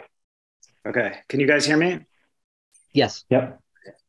Thanks. My name is Matt Morong. I live on Elliott Street. And I just want to raise the issue. I think that this law is extremely important because it forces us to address affordability by opening the opportunity to increase housing supply and make Milton a more livable place. This is part of a regional issue, and Milton benefits from being part of this region. And this is our chance as a town to cooperate through and give a benefit back to the region through housing production. To my mind, we need a solution that carefully considers both of the options that were presented today. We need to take care to craft a solution that maximizes the pros that were presented. And there's a way to give Milton an opportunity to achieve this in a way that preserves and enhances its character by finding a sweet spot, but that takes time and effort. And we should try to develop a consensus as a town about how we want to grow. Citizens need to know that based on the discussion on the planning board, compliance is not a sure thing. Many members are still questioning whether we should comply and trying to reduce Milton's zoning obligation rather than seeking intelligent and creative solutions to this issue, which frankly could be one of the most impactful decisions that the town has made in recent history. I believe that this wheel spinning on compliance and slow progress toward a solution is frankly dereliction of duty. I encourage people who support this to speak up now in this forum and also to put pressure on our elected officials to ensure that support for this issue is known so we can comply with the law rather than the alternative. The potential of being sued into submission on civil rights grounds or through other legislative actions, as we've seen through 40Bs, does not guarantee a positive outcome. It has the potential to take control out of Milton's hands. And I think the message it sends about who we are as a community is something we shouldn't accept. At the end of the day, this is about opening our community, affordability, and equity. Zoning is historically a racist and classist tool that has been used to divide communities, and I hope that thoughtful compliance with this law is an opportunity to change the status quo. Thank you. Thanks, Matt. Thank you for your comments, and thank you for being within 3 minutes. You would have heard my little buzzer. That's the timer I use for my kids' tablet time also. So that's the same sound that you might hear. We have a question in the Q&A. How many bedrooms are considered to be in a unit? Does it matter? Is a 1-bedroom unit considered equal to a 3-bedroom unit? And the answer is a unit is a unit. So because we can't put restrictions on the number of bedrooms, that means that a studio is a unit, a 1-bedroom, a 2-bedroom, a 3-bedroom, a 4-bedroom. I mean, you tend not to see 4 and 5 bedrooms in multifamily units, but we can't put a requirement on that, and consequently, any size unit is counts as a unit. And so, one of the things that we talked about in our last forum is some data on kind of the prevailing trends in the real estate market for what the size of these units are relative to bedroom count. And excuse me, what we find is the most bedrooms that you find in any given housing unit is in a single family house, especially in new development. And the larger you get, the denser you get, even going from detached single family to attached single family, the buildings get smaller, the units get smaller from a bedroom count perspective. And so that becomes something that again is just a trend in the entire region. So thank you for that question. I thought I saw a hand, but we don't have one, but we'll keep an eye on the hands. The next question, and this is from an anonymous attendee, which is fine. Some people are putting their names on things, others not. That's fine. Will those of us who live in a neighborhood being considered for rezoning be able to voice our concerns and or vote on being rezoned? And so there's a number of answers to this question. First of all, thank you for attending. And if you have concerns or questions, this is one of, if not the forum, for them. This is a standing item on the planning board's agenda. So if you ever want to talk about MBTA communities with the planning board, you can come to a planning board meeting every second and fourth Thursday of the month. This is a regular, if not standing item on the select board agenda. And again, they're also delighted to hear from folks during citizen speak on this matter, because they're going to be involved pretty heavily going forward on that. You can obviously write to all of your elected officials. If you write to me, I forward those things on to the planning board or to the select board if you ask. So there's all sorts of different ways to sort of express your opinion, voice any concerns, get any questions. I mean, I'm on the phone. Josh is on the phone about MBTA communities all day, it seems, which is what we're here for. As it relates to sort of, being able to vote on being rezoned, there's a couple factors at work here. One factor is that there are certain geographies where we don't have a choice. We've got to rezone somewhere within a half a mile of those transit stations. And whether that half mile is concentrated in Milton Village and Unquity House and 2 Granite Ave, or whether it's dispersed over sort of the length of the Mattapan line through Milton is an open question. But we're required to do that somewhere. And then there are what I'll call kind of self-imposed requirements that, we've been talking about in different forums, whether it's the planning board or these meetings or other, social media, other kind of means where, do you want to exclusively focus on the transit area, or do you want to spread these impacts and these zoning districts around in as wide a geography as you are legally allowed to? And so that's something that you see in those, the MAPC large parcel districts, attempts to, limit the number of parcels in any one given geography, but spread them out town-wide. And one thing that geography or that set of geographies takes into account, which is not on the map, is we're doing a separate rezoning process in East Milton. So they're not a part of this, but they're a part of something else. And then there are other parts of town that, potentially could see significant new density and development via 40B projects that have been approved. So if you combine all of those things and you look at it on a map, all of town is getting something potentially. And so when it comes to, the question of voting on being, and I don't use that derisively, those air quotes, but when you talk about voting on being rezoned, ultimately what we're talking about is, town meeting. And, if zoning gets brought to town meeting, what is town meeting going to do? And when we talk about, equity and fairness, you think about, I'll give the example of 111 Highland Street, which is a rezoning that we did at a recent town meeting last year, which all of town meeting voted on, but really only affects a really discrete part of town on Highland Street near Milton Hospital. The more geographic area you rezone for, the more representative town meeting becomes, if that makes sense. And so ultimately, whether it's the planning board bringing an article or the select board bringing an article or a group of citizens bringing a citizens petition article, there's an almost certain probability that zoning is going to make it to town meeting. And the question becomes, is town meeting going to be voting on zoning that affects a relatively tight geography, or a relatively expansive geography that kind of is more representative of the town as a whole. So that was a long answer, but hopefully I got it. We have Douglas Hine, I believe, with their hand raised. Douglas, you've been allowed to talk. You just have to unmute yourself. Hi, can you hear me, gentlemen? Yes. Yep.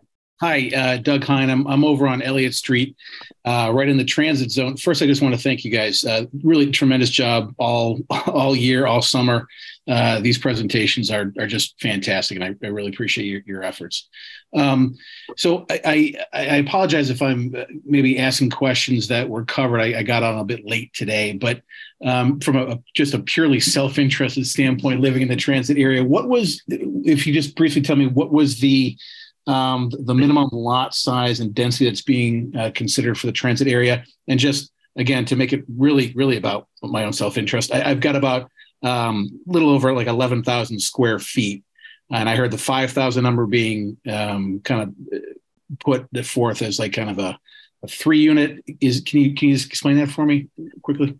Yeah. And so, if we go the route of, again, what I'll say, the small parcel transit area sub-districts, where the minimum lot size would be 5,000 square feet. And basically every 5,000 square feet, you get a sort of an increment of density. Because, if you set a maximum density of 27 units per acre on a 5,000 square foot lot, that gets you to 15 units per acre, right? I'm looking at the screen. Josh doesn't see. I'm looking right in his eyes. Oh gosh, the math is a little funky, but essentially we're trying to break it down. But what that increment does is get us to the sort of overall 15 unit per acre kind of density number that we need. We can get the math on that more precisely because it takes Granite Ave into account as well. And so basically for every increment of 5,000 square feet that you have, you can get an extra 3 units. And so again, on an 11,000 square foot parcel, you could put a 6-unit building. And the other kind of principle behind this is you don't necessarily have to subdivide, right? So again, the principle being, if you had an 11,000 square foot lot, you could chop it in half and put 2 3-unit buildings on it, or 1 6-unit building on that lot. And so that's one of the implications of, if you make the decision to, this is going to be the exclusive area that we zone for, in order to meet those requirements, these are the effects of that. And so instead of starting from, here's our preferred position, what are the outputs? You kind of start from the outputs and kind of back into the inputs. And these are what the inputs are to get to the overall density figure, the unit capacity figure, and all the other ones. And so that's a kind of, again, a long answer to your question of, the bigger your lot, the more units you could potentially get under the zoning. And it's both, it's depending on who you are, it's a benefit, but it's also a risk because, our original proposals had really limited the number of units you could put on any lot. And that just didn't get us to the numbers we needed. And so in the interest of kind of, full disclosure, it's a compliant district, but also the potential to do some things that perhaps certain folks in town may not be interested in doing. So did that answer your question, Doug? Yeah, it did. And then just another real quick one, and this is kind of general. I know that you've all been speaking with your counterparts in neighboring towns, and, you're all kind of thrown into the same pool to try and figure this out in a very short amount of time. I didn't know if there was any, maybe any tidbits that came from those conversations that maybe haven't come up in the meeting thus far in terms of either further guidance you've gotten from the state, ideas that other towns have had, and this is intentionally a pretty broad question, but just anything that you think might be of interest to the folks listening. And that's the end of my questions. I just want to say thanks again. And thank you for that question, Doug. It's a good question. So we've been a part of a regular series of conversations with other what are called rapid transit communities. So there are 12 communities that are served by the T's rapid transit system, which is Red Line, which is us, Green Line, Orange Line, Blue Line, and the Silver Line into Chelsea is also rapid transit. And so, there are a number of communities, City of Quincy, City of Cambridge, Somerville, Chelsea, pretty different from Milton, both in the amount of housing they've already built, and kind of zoning conditions that they have. And then there are other cities and towns that are a little bit more like Milton. And Brookline and Newton are kind of the ones that, we've had a little bit of a tighter correspondence with them. Brookline is the only other town meeting town in the sort of first cohort. Newton is technically a city. They've got a city council, so they have a different zoning procedure. Both of those towns are a little bit ahead of the game, and they started off ahead of the game because they had been engaging in multifamily rezoning processes in their commercial districts long before MBTA communities came out. And so I think Newton already started their public hearing for their zoning. They had been engaged in looking at rezoning of all of their 12 village centers. So, Waban, Newton Highlands, Newton Center, all of the sort of little villages that they have. They were looking at rezoning all of those. A lot of those happen to be around transit. And so they just basically piggybacked the MBTA communities requirements onto that process. And it's been very successful for them. They had gotten buy-in, from a lot of people on sort of the possibilities of multifamily development. And so it was not a big leap for them to kind of, move into the MBTA communication conversation. Brookline, very similar situation. They'd already been talking about rezoning Harvard Street kind of from Com Ave all the way down to Brookline Village, and have kind of shifted into, okay, that's going to be our MBTA communities district. So, those are a little bit of different situations than Milton is in. We don't have nearly as many village centers as Newton does. We basically have, 3, and only 2 of them are in the transit area. We are trying to rezone all of them right now. So, we can, and you see this in the sub-districts that we've kind of drawn up with MAPC, is like trying to take full advantage of larger parcels, mixed-use parcels, non-residential parcels. But we don't have nearly as many of them as Newton does. And Brookline just has a really long stretch of potential larger parcels, taller parcels, multifamily parcels. So, we've been trying to learn what we can from them, but I'll say this, all of the technical assistance providers that we talk to, I always say, who else are you working with? And, we're working with Lincoln, we're working with Concord, we're working with Winchester. Milton's very different. Even when you look at sort of the nature of our transit, which is light rail, so it's above ground, small train cars, it's not heavy rail, it's not underground. Newton is kind of the example that's kind of most similar to the Mattapan trolley, but their stations much farther apart. Each one of the stations has, in effect, a little kind of commercial district around it, whereas we are, our stations are right in the middle of dense single-family residential housing, and so it's presented a number of challenges. We've been trying to pick up tips and tricks where we can. Everyone is really, it's all hands on deck across the region. So it's been a good conversation, but again, every town is different. And there's only so much that you can pick up from some of these other towns. But we're trying. We have a question in the Q&A regarding the MAPC district on Brush Hill Road and Randolph Ave. It says, why can? I think it means why can't. Why can't the transit infrastructure, or no, it does. It's just split. Sorry, I'm an idiot. Why can the transit infrastructure not be expanded to eliminate or reduce the con of placing units away from transit? More transit in those areas will eliminate the need for more parking and more cars on Milton streets. I'll just lead off with yes, yes, yes. It will be great to have expanded transit service, further into town. The fact of the matter is that transit, with very, very few exceptions, transit follows ridership. It's not the other way around. We're very much past the days of a train operation just extending their tracks into the hinterlands and waiting for development to happen. Where the T is right now, obviously, if anyone uses the T regularly, they struggle to maintain adequate service on the system they have, to say nothing of expanding service. The T recently engaged in a redesign of their bus network, which again, trying to accommodate, like, look, we've got new ridership in these parts of the region. We're seeing declining ridership in these portions. We need to adjust, our bus network. And the consequences of that are actually negative for especially that Randolph Ave parcel, in the sense that the 240 bus, which currently has kind of two spurs to it. There's a Holbrook spur and an Avon Randolph spur. The 240H is actually going away.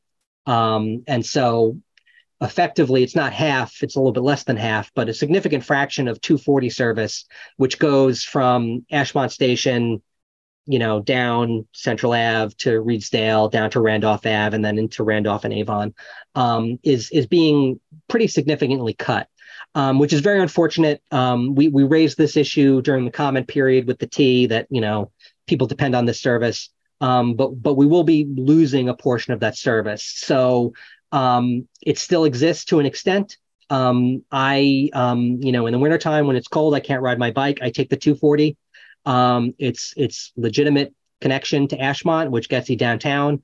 But, when you're that far, especially where we're looking at on Randolph Ave, when you're that far away, and the bus service is spotty compared to previous versions of the service, people are going to drive, and so the best thing that we can do is continue to put riders on the line, put people in a position to take the bus, and hopefully the T responds with more and better service in the future. We've got a hand up. It looks like Pete Jackson. Yeah, Pete, you're allowed to talk. You just have to unmute. Good evening. Thanks for this. It was very instructive and it raises a lot of questions. So it'll be a continuing process. I'm concerned that the minimum lot size in Zone C of 5,000 square feet is really too small to accommodate 3 units of housing plus 3 off-street parking spaces. The amount of, once you build the building and put in the parking spaces, the amount of space left for use by 3 families, in a backyard play area or a backyard living area. I think it changes the whole character of kind of the quality of life that we want to present in Milton. The current zoning in that district is all District C, which is 7,500 square feet. So what this does is really increase the density beyond what the current zoning is. And the current zoning, that C zoning, also covers most of the rest of the area in the transit district. So why not include, to increase the lot size to 7,500 square feet and include more of the larger parcels that you've eliminated? It seems to me that there's a real equity issue with pushing all the new density into the already dense areas in town, that has a lot of socioeconomic factors related to it. I just don't think it's equitable to expect the highly dense area to absorb this unit. Just for example, if you put 3 units on 5,000 square feet, that's like 1,600 square feet per unit in terms of the house, the parking, and outdoor space. If you put 4 units on 10,000 square feet, that would be like 2,500 square feet per unit, which gives you a more flexible, more commodious space in which to design and things like that. So I really think you should run your model, try the model with a 7,500 square foot minimum lot size. At just a couple other things, and then you can answer them all at once. The Brush Hill Road area, have you thought of just including the rehab center in that zone rather than the already developed Fuller Village? Because that site definitely could have some housing, but I agree that you don't want to put 13 units right on Brush Hill Road, 1,300 units.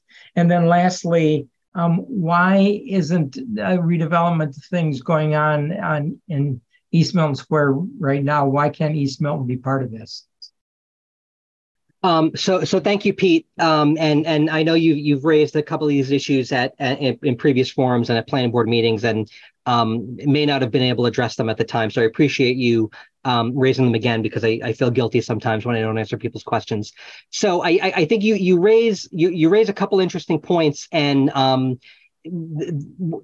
just to sort of underscore kind of the options and the possibilities for how to get to compliance are not infinite, but they're more than what we've presented. There are all sorts of different gauges and dials that we can turn. I used an analogy at one of our earlier forums about like an old time kind of hi-fi stereo that you've got all the different kind of treble and bass and volume and everything else. And, if you crank one up and crank one down, it affects, different things. And zoning is a lot like that.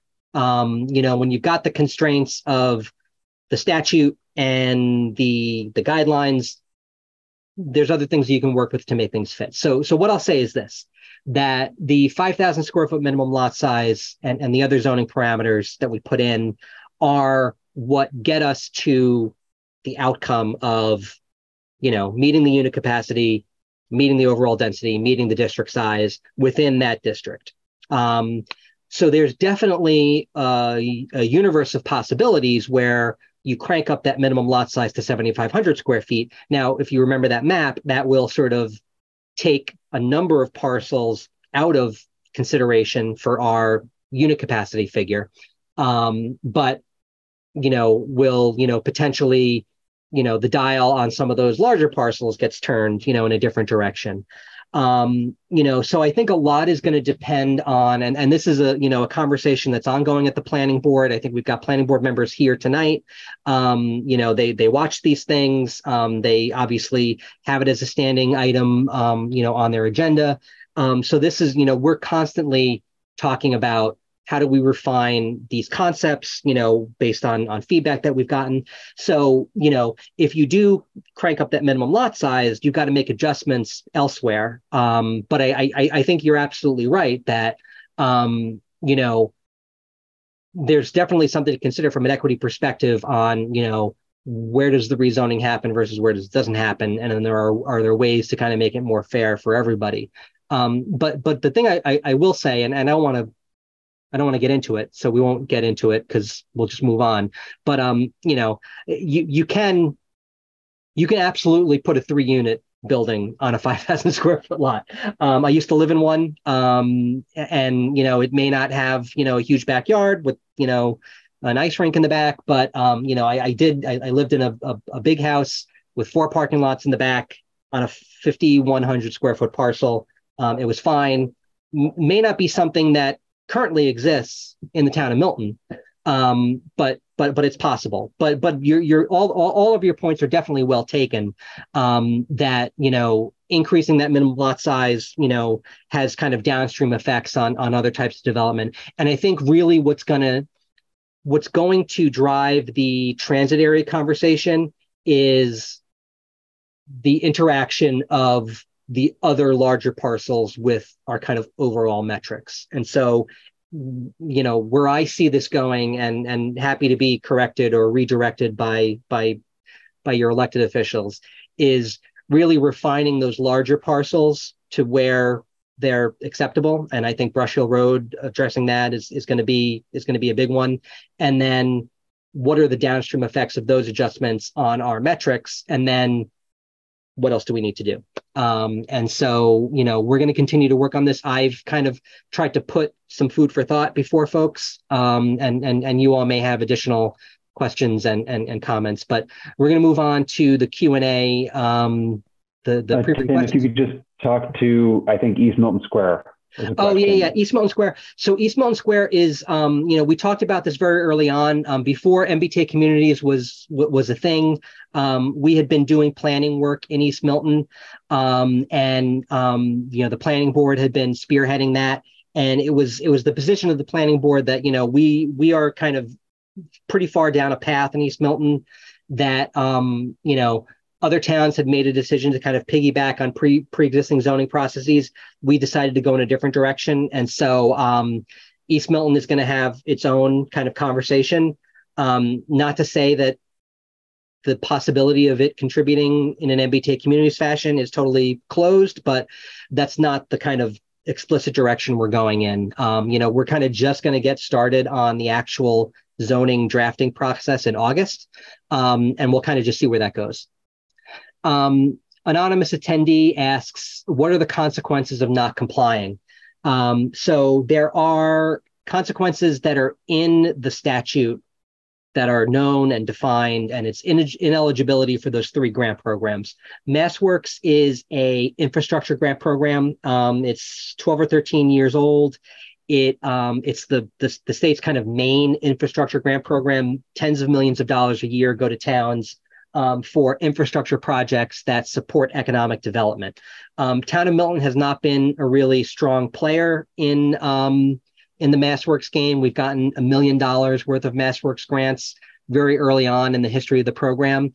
But if we did not comply, we would not be eligible for that grant ever until we did comply.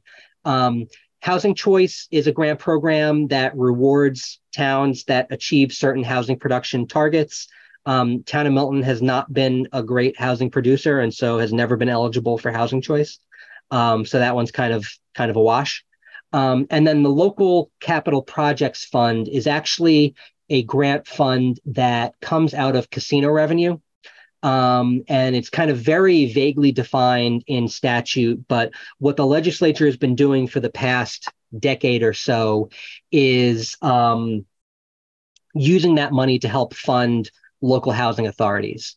And so a certain percentage of every housing authority's budget comes from the state. Part of it comes from the federal government, part of it comes from rents, and then another part of it comes from the state. And so there is a significant fraction of every housing authority's budget, including the Milton Housing Authority, that comes from the Local Capital Projects Fund. It's a grant program, but it's not like a competitive grant, like an application grant. It's just every year the state budget says we're going to give every housing authority X amount of dollars, and Y percentage of that is going to come from the Local Capital Projects Fund. So the real kind of primary effect right now of non-compliance is the Milton Housing Authority has the potential to lose, tens of thousands of bucks in subsidy from the state. And so that's a real consequence. There are other unknown but predictable consequences of non-compliance. There are civil rights groups in the state that have kind of telegraphed their intention to sue on fair housing grounds, non-compliant towns. The validity and seriousness of those threats, will be determined, once we see towns not comply. But I think more seriously, Andrea Campbell, the Attorney General for the Commonwealth, issued an advisory opinion that kind of basically said a similar thing, that compliance is not an option, and that non-compliant communities will be subject to civil enforcement actions on fair housing grounds from the State Attorney General's office. That is, again, what kind of form that takes and what the consequences for the town are is kind of yet to be determined, but that is a serious thing, and that's a real thing that the Attorney General has said. And then there's all sorts of speculation as to, the law says that a town shall have a zoning district, and shall means shall. It doesn't mean may, it doesn't mean could, it means you got to do it. And so if a town doesn't do that, where does that leave development in that town? It's kind of an open question. There's a lot of speculation, but those are sort of the known consequences, and then the unknown but potential possible consequences. We're at 8:57 right now, so I want to get through the questions that we have in the Q&A, but we're not going to take any more Q&A written questions, and we've got a couple more attendees raising their hands. We'll try to get through those.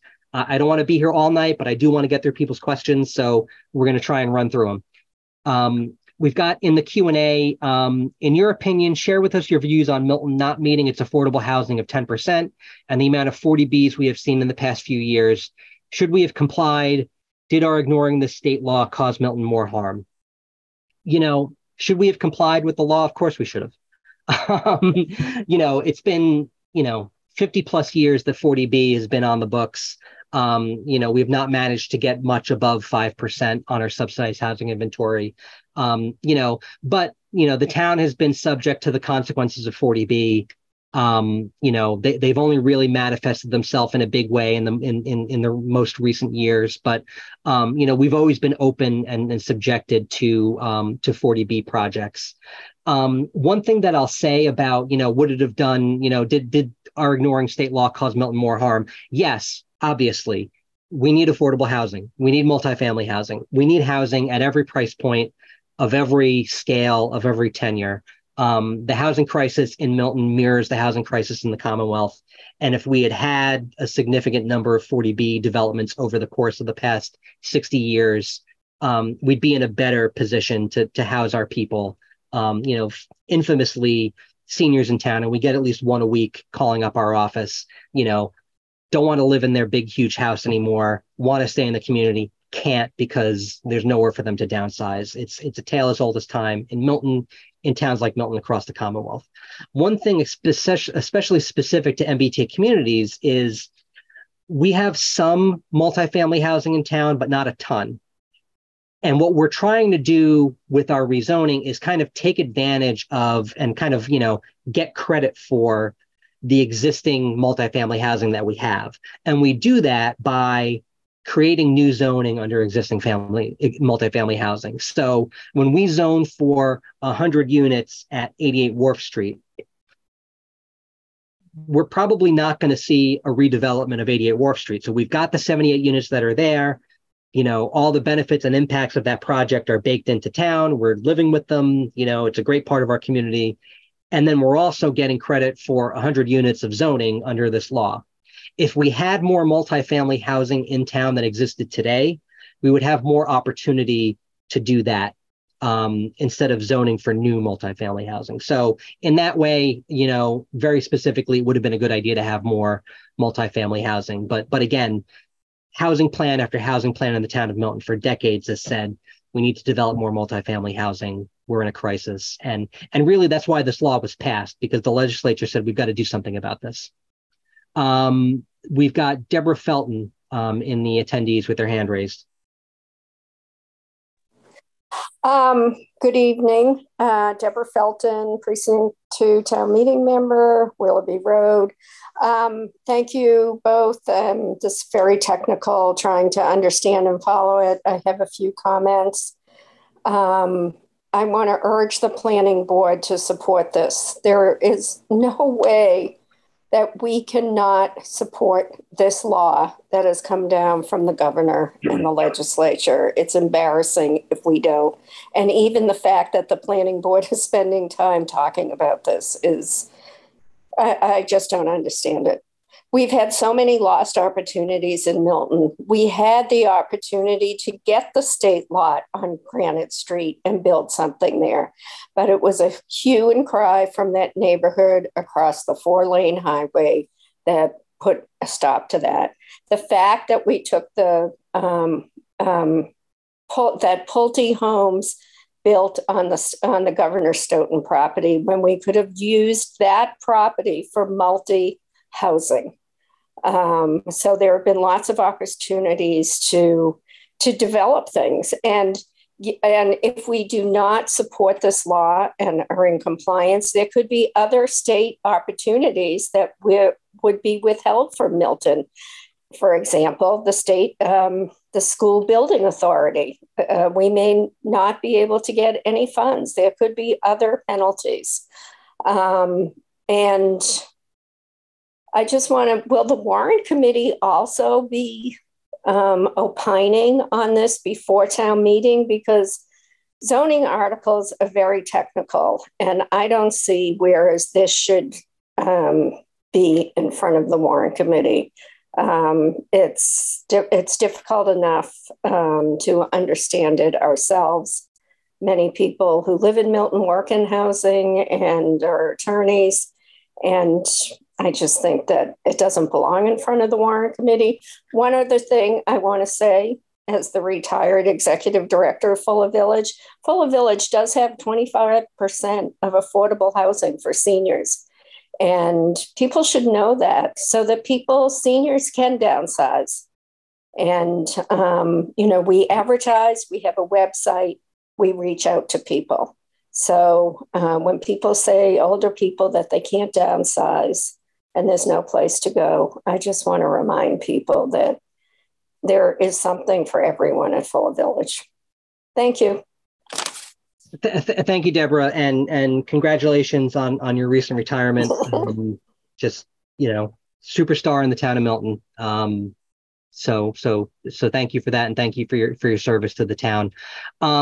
Just relative to your question, a zoning article, whether it's for rezoning significant portions of the town for multifamily or changing how we measure, height from the mean grade around a house, goes to town meeting, has to have a public hearing in front of the planning board, gets reviewed by the warrant committee. Warrant committee makes a recommendation that goes in the warrant. I think that we've got a good warrant committee. They perform a very vital service to the town.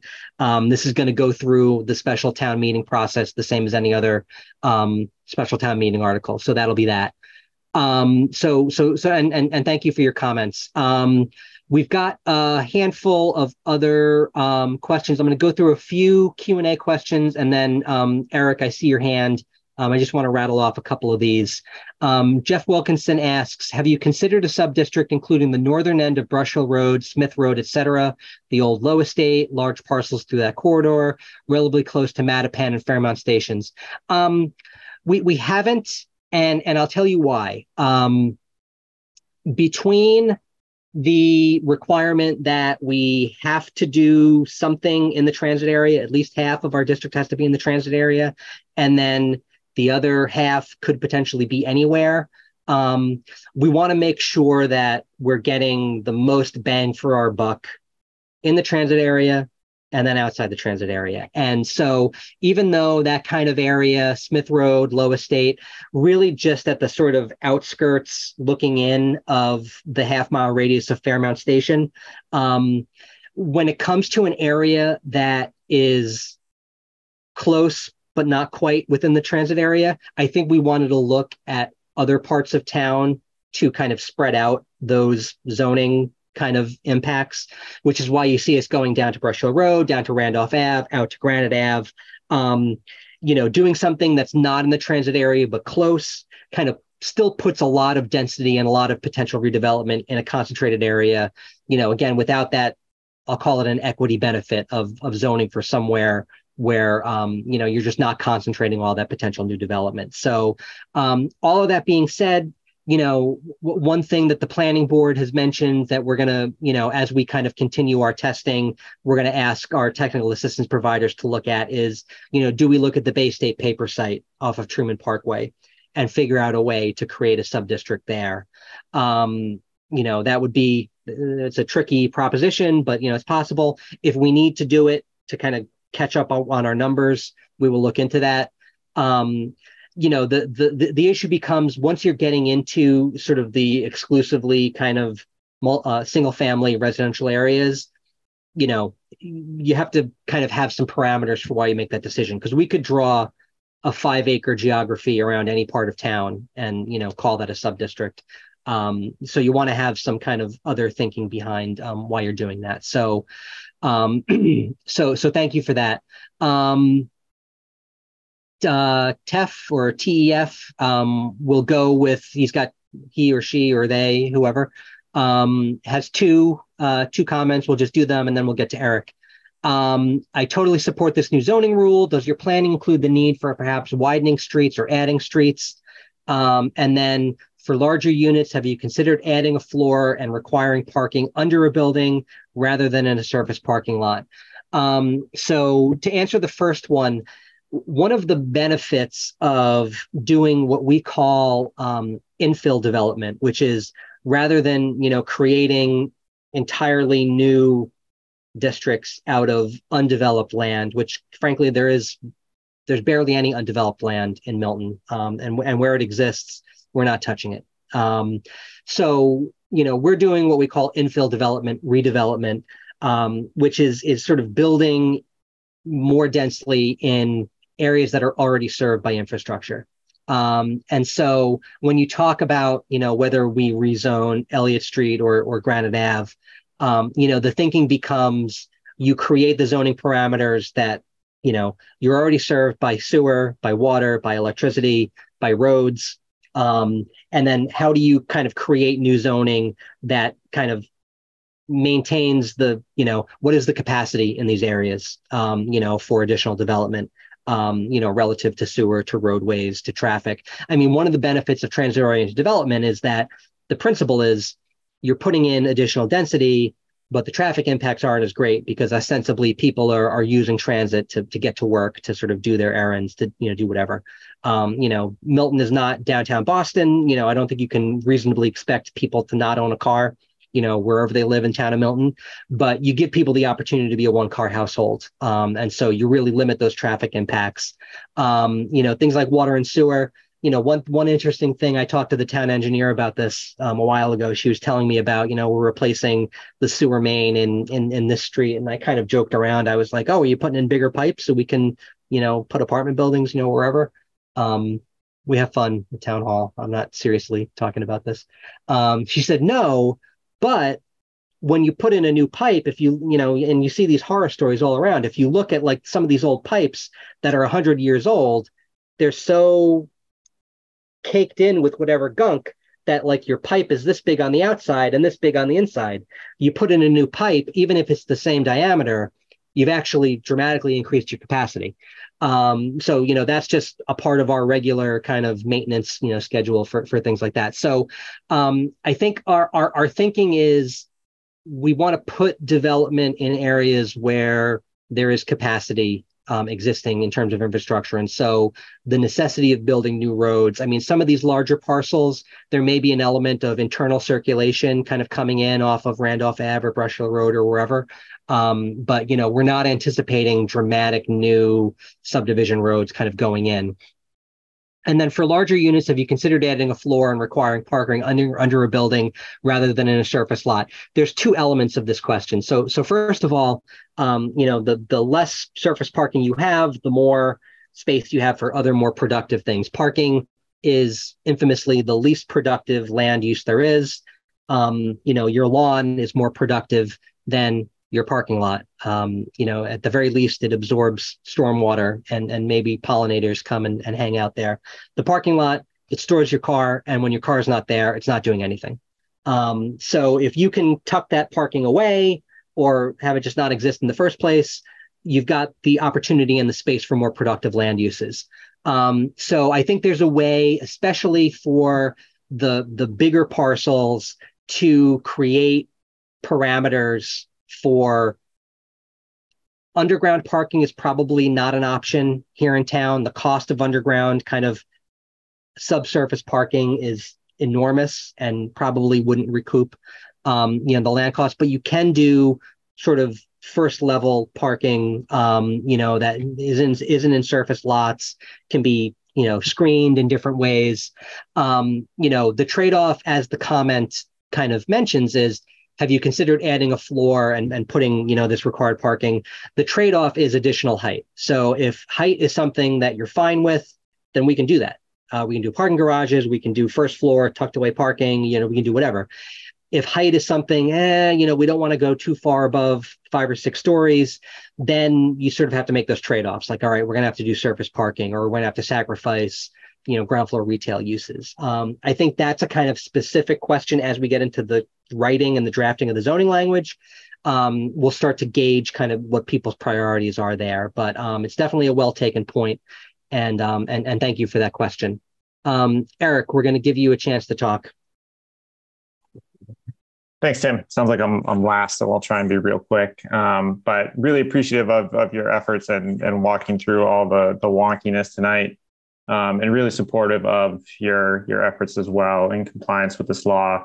And just really urge the planning board to lead on this issue to make sure that we are compliant and that what gets presented at town meeting is something that will have a good probability of passing. And to that end, with about 5 months to go, is there? I was a little late to the meeting, so if this was a slide early, my apologies. But is there a timeline for the next 5 months? That you mentioned draft zoning next month, the RKG study. I'm really curious to have more detailed discussions about density bonuses and where those might fit and what those are. So is there kind of like a timeline for the next 5 months? Thank you, Eric. Good question. I have answers. Unfortunately, due to the overall timeline, they're not great answers. The general, and I'll just, as an aside, because we're almost at the end, I appreciate people coming to these things. I appreciate all the attention that this process has gotten. The questions and comments we've got, the engagement has been great, and I think really kind of good faith conversations. This is not the way I or Josh, I don't want to speak for Josh, but I think I can, would have drawn up a zoning process, especially one of this scale. This is the biggest thing town of Milton has done since 1938 when it comes to land use regulation. I would not have given us less than 18 months to kind of race to town meeting with zoning, especially given the highly technical nature of the compliance metrics. But it is what it is. And so what we've been trying to do is, we're kind of building the plane as we're flying it, in terms of utilizing technical assistance resources to do these tests, engaging with folks, getting feedback on what these tests are kind of producing. And so what I'll say is, given, the timeline, and we actually had to do this as part of our state mandated action plan for how are we going to get to compliance. This was a kind of January requirement that we had a few months ago.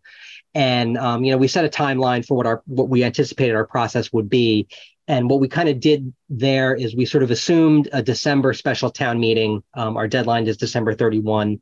It'll be early December because, no one in town has been so naughty as to get the lump of coal in their stocking of talking about zoning for Christmas. So we'll be early in the month in December for a special town meeting. And then kind of based on previous zoning articles for special town meeting, we kind of backed into, here's when the planning board needs to have a public hearing, which would be October. And then from there, you kind of back into when the warrant gets published. It'll be a short warrant. This hopefully will be the only article. There may be some other kind of marginal articles. But this will be the focus of a December special town meeting. And so that kind of town meeting warrant schedule gets compressed a little bit because, you don't have to have, 100 articles get reviewed. And, the warrant committee will want to take a good hard look at this. I can't imagine that the public hearing at the planning board gets wrapped up like that. But we sort of backed into an October public hearing for the planning board, which means that, we've got to have the zoning, getting into shape, by, I would say, before the end of August, we've got to have something, in the hopper.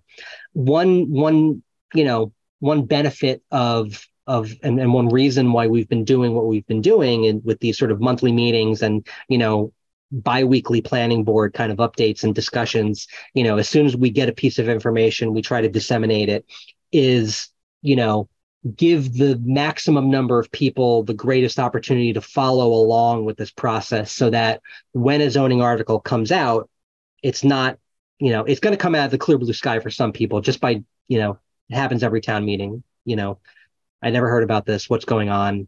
we're doing our best to sort of get the word out. Please tell all your friends about this. But we're trying to give the maximum number of people the maximum amount of background so that we're not starting from square one with the zoning language. The zoning language reflects a conversation that has been going on for months and months and months. So, we are trying to get technical assistance to help with the actual drafting. We want to procure that as soon as we can and start to get drafts out there.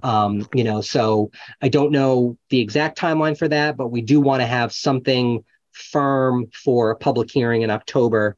That still gives us a couple sessions of a public hearing to still kind of refine things, but we don't want to go to a planning board public hearing with placeholder text. We want to have real kind of language. And so, as we start to further refine that timeline, we will, again, put it out on our email list. Please sign up for the email list. That'll be, we meet with the planning board every 2 weeks. We have one of these forums every month. The first opportunity to publicly disseminate that information, it'll be publicly disseminated. All right, that all sounds great. Thank you. I know it's an aggressive timeline, and I'm appreciative of your efforts. So, thank you. And thank you for the question, Eric. So Annie Davis, I think, was typing when Pete Jackson was talking. She says, "I agree with the current speaker. I do not understand why all residents would not share the burden and responsibility for addressing this matter. Why couldn't a large property along Adams Street accommodate a larger number of units? Why would the burden of this density fall mainly along the Elliott Street area?" I think it's a well taken point, Annie. I think that technically, we could rezone the whole town, right? And everybody would take a piece of it. Technically we do that as a practical matter, politically, from a planning perspective. I don't think that anyone, or I don't think most people are interested in that. And so what we have to then do is look at the requirements of the zoning. Where are we compelled by the state to put a district? And then where do we have discretion about where to put a district? And so, I think where and how the general transit area gets zoned, I think is still an open question. And I'm not looking to sort of mediate a rock fight between Elliott Street and Adams Street. I think, what we've been doing is kind of looking at past planning, via the master plan, via the housing production plan, via other efforts that we've done, Milton Village zoning, and kind of, understand that, the Milton Hill Historic District has a certain kind of elevated place, in this town. If there's going to be redevelopment there, you want that redevelopment to be, contextually appropriate for the district.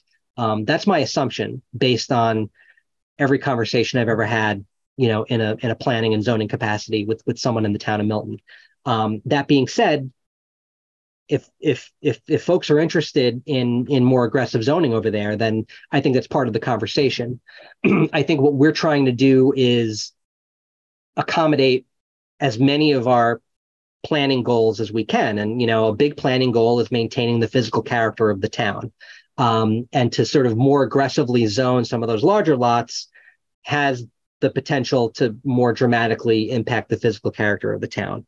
One thing that I kind of like to talk about, especially on Elliott Street is, when you do zoning and you set side setbacks, so there's a 10-foot side setback on either side of a house on a 5,500 square foot lot on Elliott Street, and you've got 40 feet of frontage, right? So that means you've got 30 feet of house, because you've got your lot line, 10 feet house, 10 feet lot line. If you walk up and down Elliott Street, and this is true of a lot of the side streets as well, a lot of these houses are not right in the middle of their frontage. They're off to the right or off to the left. And we all know why. It's because you need to accommodate your driveway to get to your garage or your yard, your parking in the yard or whatever. And so a lot of these houses are already non-compliant with zoning because they're within one side setback or another. And so I think even if you rezone that area, what you're going to see is, even if people want to redevelop and are fiscally capable of redeveloping, people are going to want to take advantage of that pre-existing non-conforming footprint. Because if you take a house on Elliott Street and knock it down and put up a 3-family in its place, you don't get to violate the side setback. You've got to put that house in the middle of the lot. and now you don't have room on either side for a driveway. So when we talk about, what is the pace of redevelopment, what is, the fabric of the neighborhood going to be, I think because of the existing non-conforming nature of a majority of those lots, you're going to want to see redevelopment actually take advantage of those nonconformities. And so, there could potentially be impacts, but I think the actual physical impacts on the fabric of the neighborhood are going to be less than people are kind of imagining in their worst fears. But I think it's a well taken point, and I think it's an ongoing conversation in the town of like, who gets these impacts, who gets these benefits, and how do we kind of distribute that? So it's a well taken point. I think something that everyone needs to consider. We've got some complimentary comments. This is not about me or Josh. It's about you, but we definitely appreciate folks that think we're doing a good job. We're trying to do our best for the town. So thank you for those kind words. Two really quick questions, and then we're going to go. Wondered how the state came to the numbers of units required for each community, obviously to somewhat address current housing shortages, but possibly for future state growth. I don't know what if you add up the unit capacity of every town in the MBTA communities zone, which is 175 communities, it comes out to something like 200 some odd thousand potential new units. Now, for all the reasons that I just explained, why we're not going to see 2,461 new units in the town of Milton, you can say that about every town. So we're not going to see 200,000 something new units of zoning, but we will hopefully see in the region significant numbers of new units. The way that the state did it is, and again, the state's in kind of the unenvious position of we've got 175 unique communities. How do we apply standards to them that are uniform, but also flexible-ish? And so basically what they do is they say, what is your level of transit service? Rapid transit, commuter rail, no service, but you're within the vicinity of a commuter rail station. And then if you're a very small town in the vicinity of a commuter rail station, you have different requirements. Rapid transit communities are responsible for a zone capacity of 25% of their existing year-round housing count. So Milton has a certain number of units in its town. It's a certain size. We have to zone for 25% of that. So on the one hand, it's kind of scaled to the size of the community. So a tiny community doesn't have to zone for 2,400 units. They have to zone for a couple hundred. A huge community has to zone for many more than even Milton does. On the other hand, you've got to tell, the city of Quincy, city of Braintree are kind of examples of this, where, they have built, Quincy especially, significant amounts of multifamily housing, have increased their year-round housing count, have done everything the state ostensibly asks, and they still get hit with the same 25% requirement that a town, like Milton, that hasn't produced as much multifamily housing is responsible for. So there's winners and losers in this, but that's, the state kind of, I think backed into a density figure and backed into a kind of general target for how many units they want to see zoned for.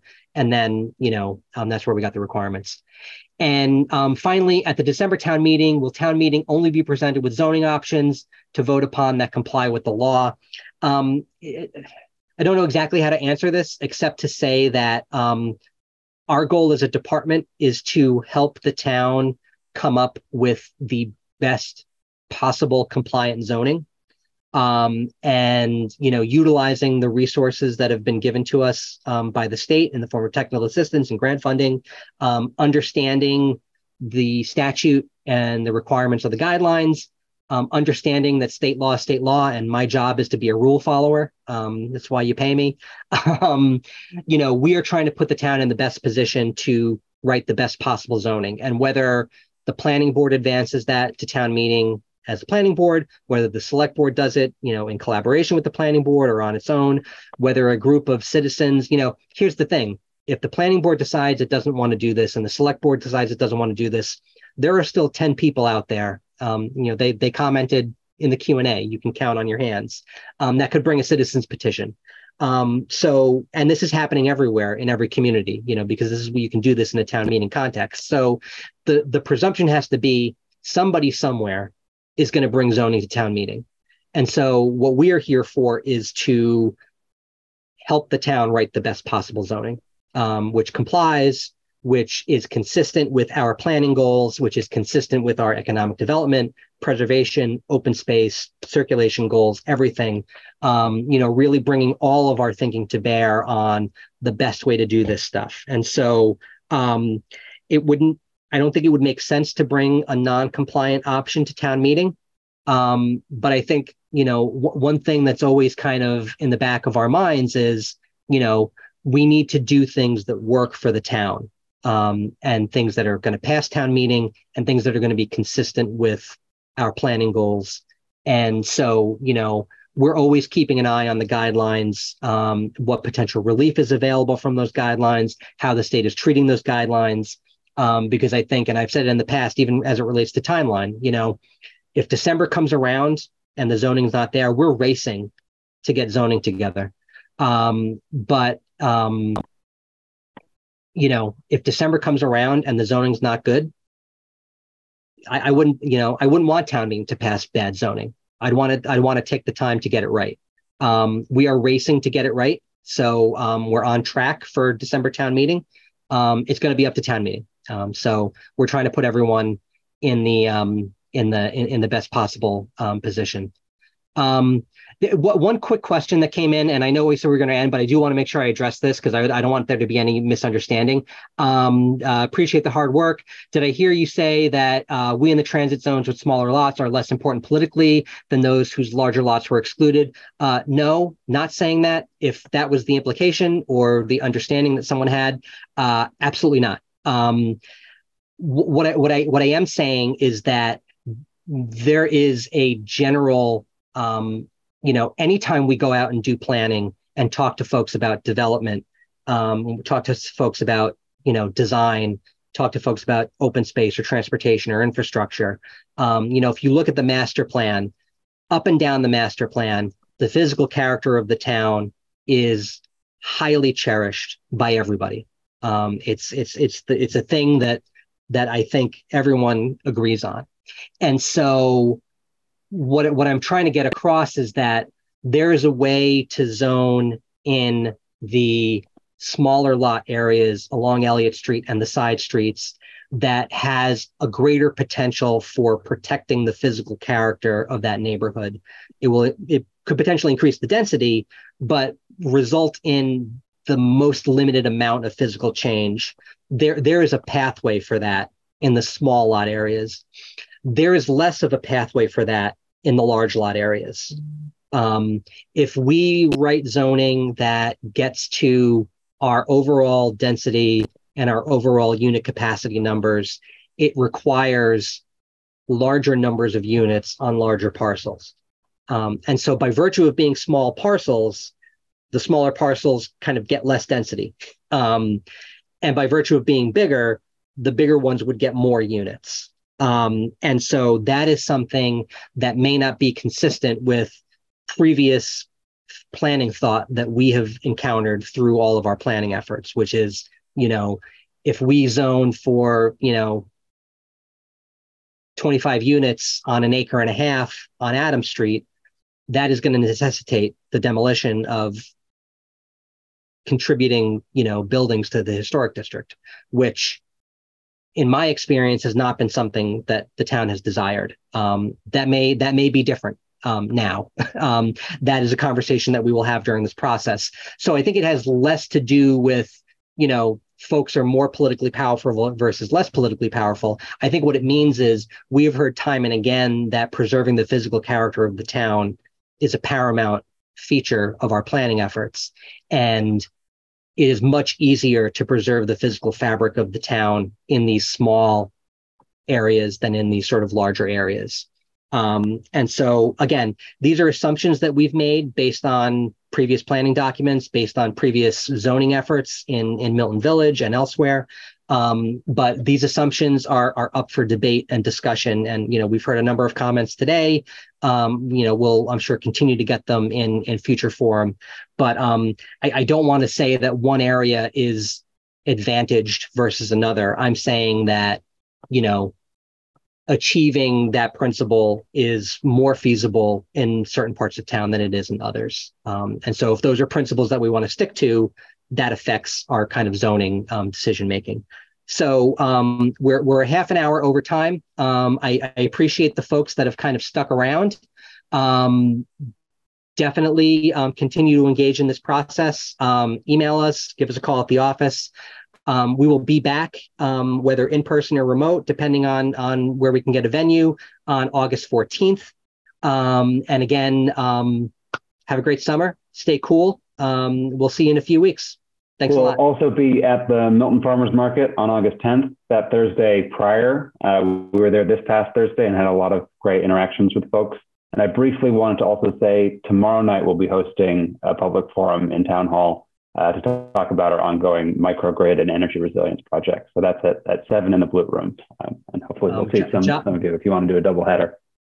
Josh and our engineering department are doing some really, really awesome climate change and green energy efforts right now. So please keep your finger on the pulse there. Really great additions to our team in Town Hall. So thanks a lot and have a great night, everybody.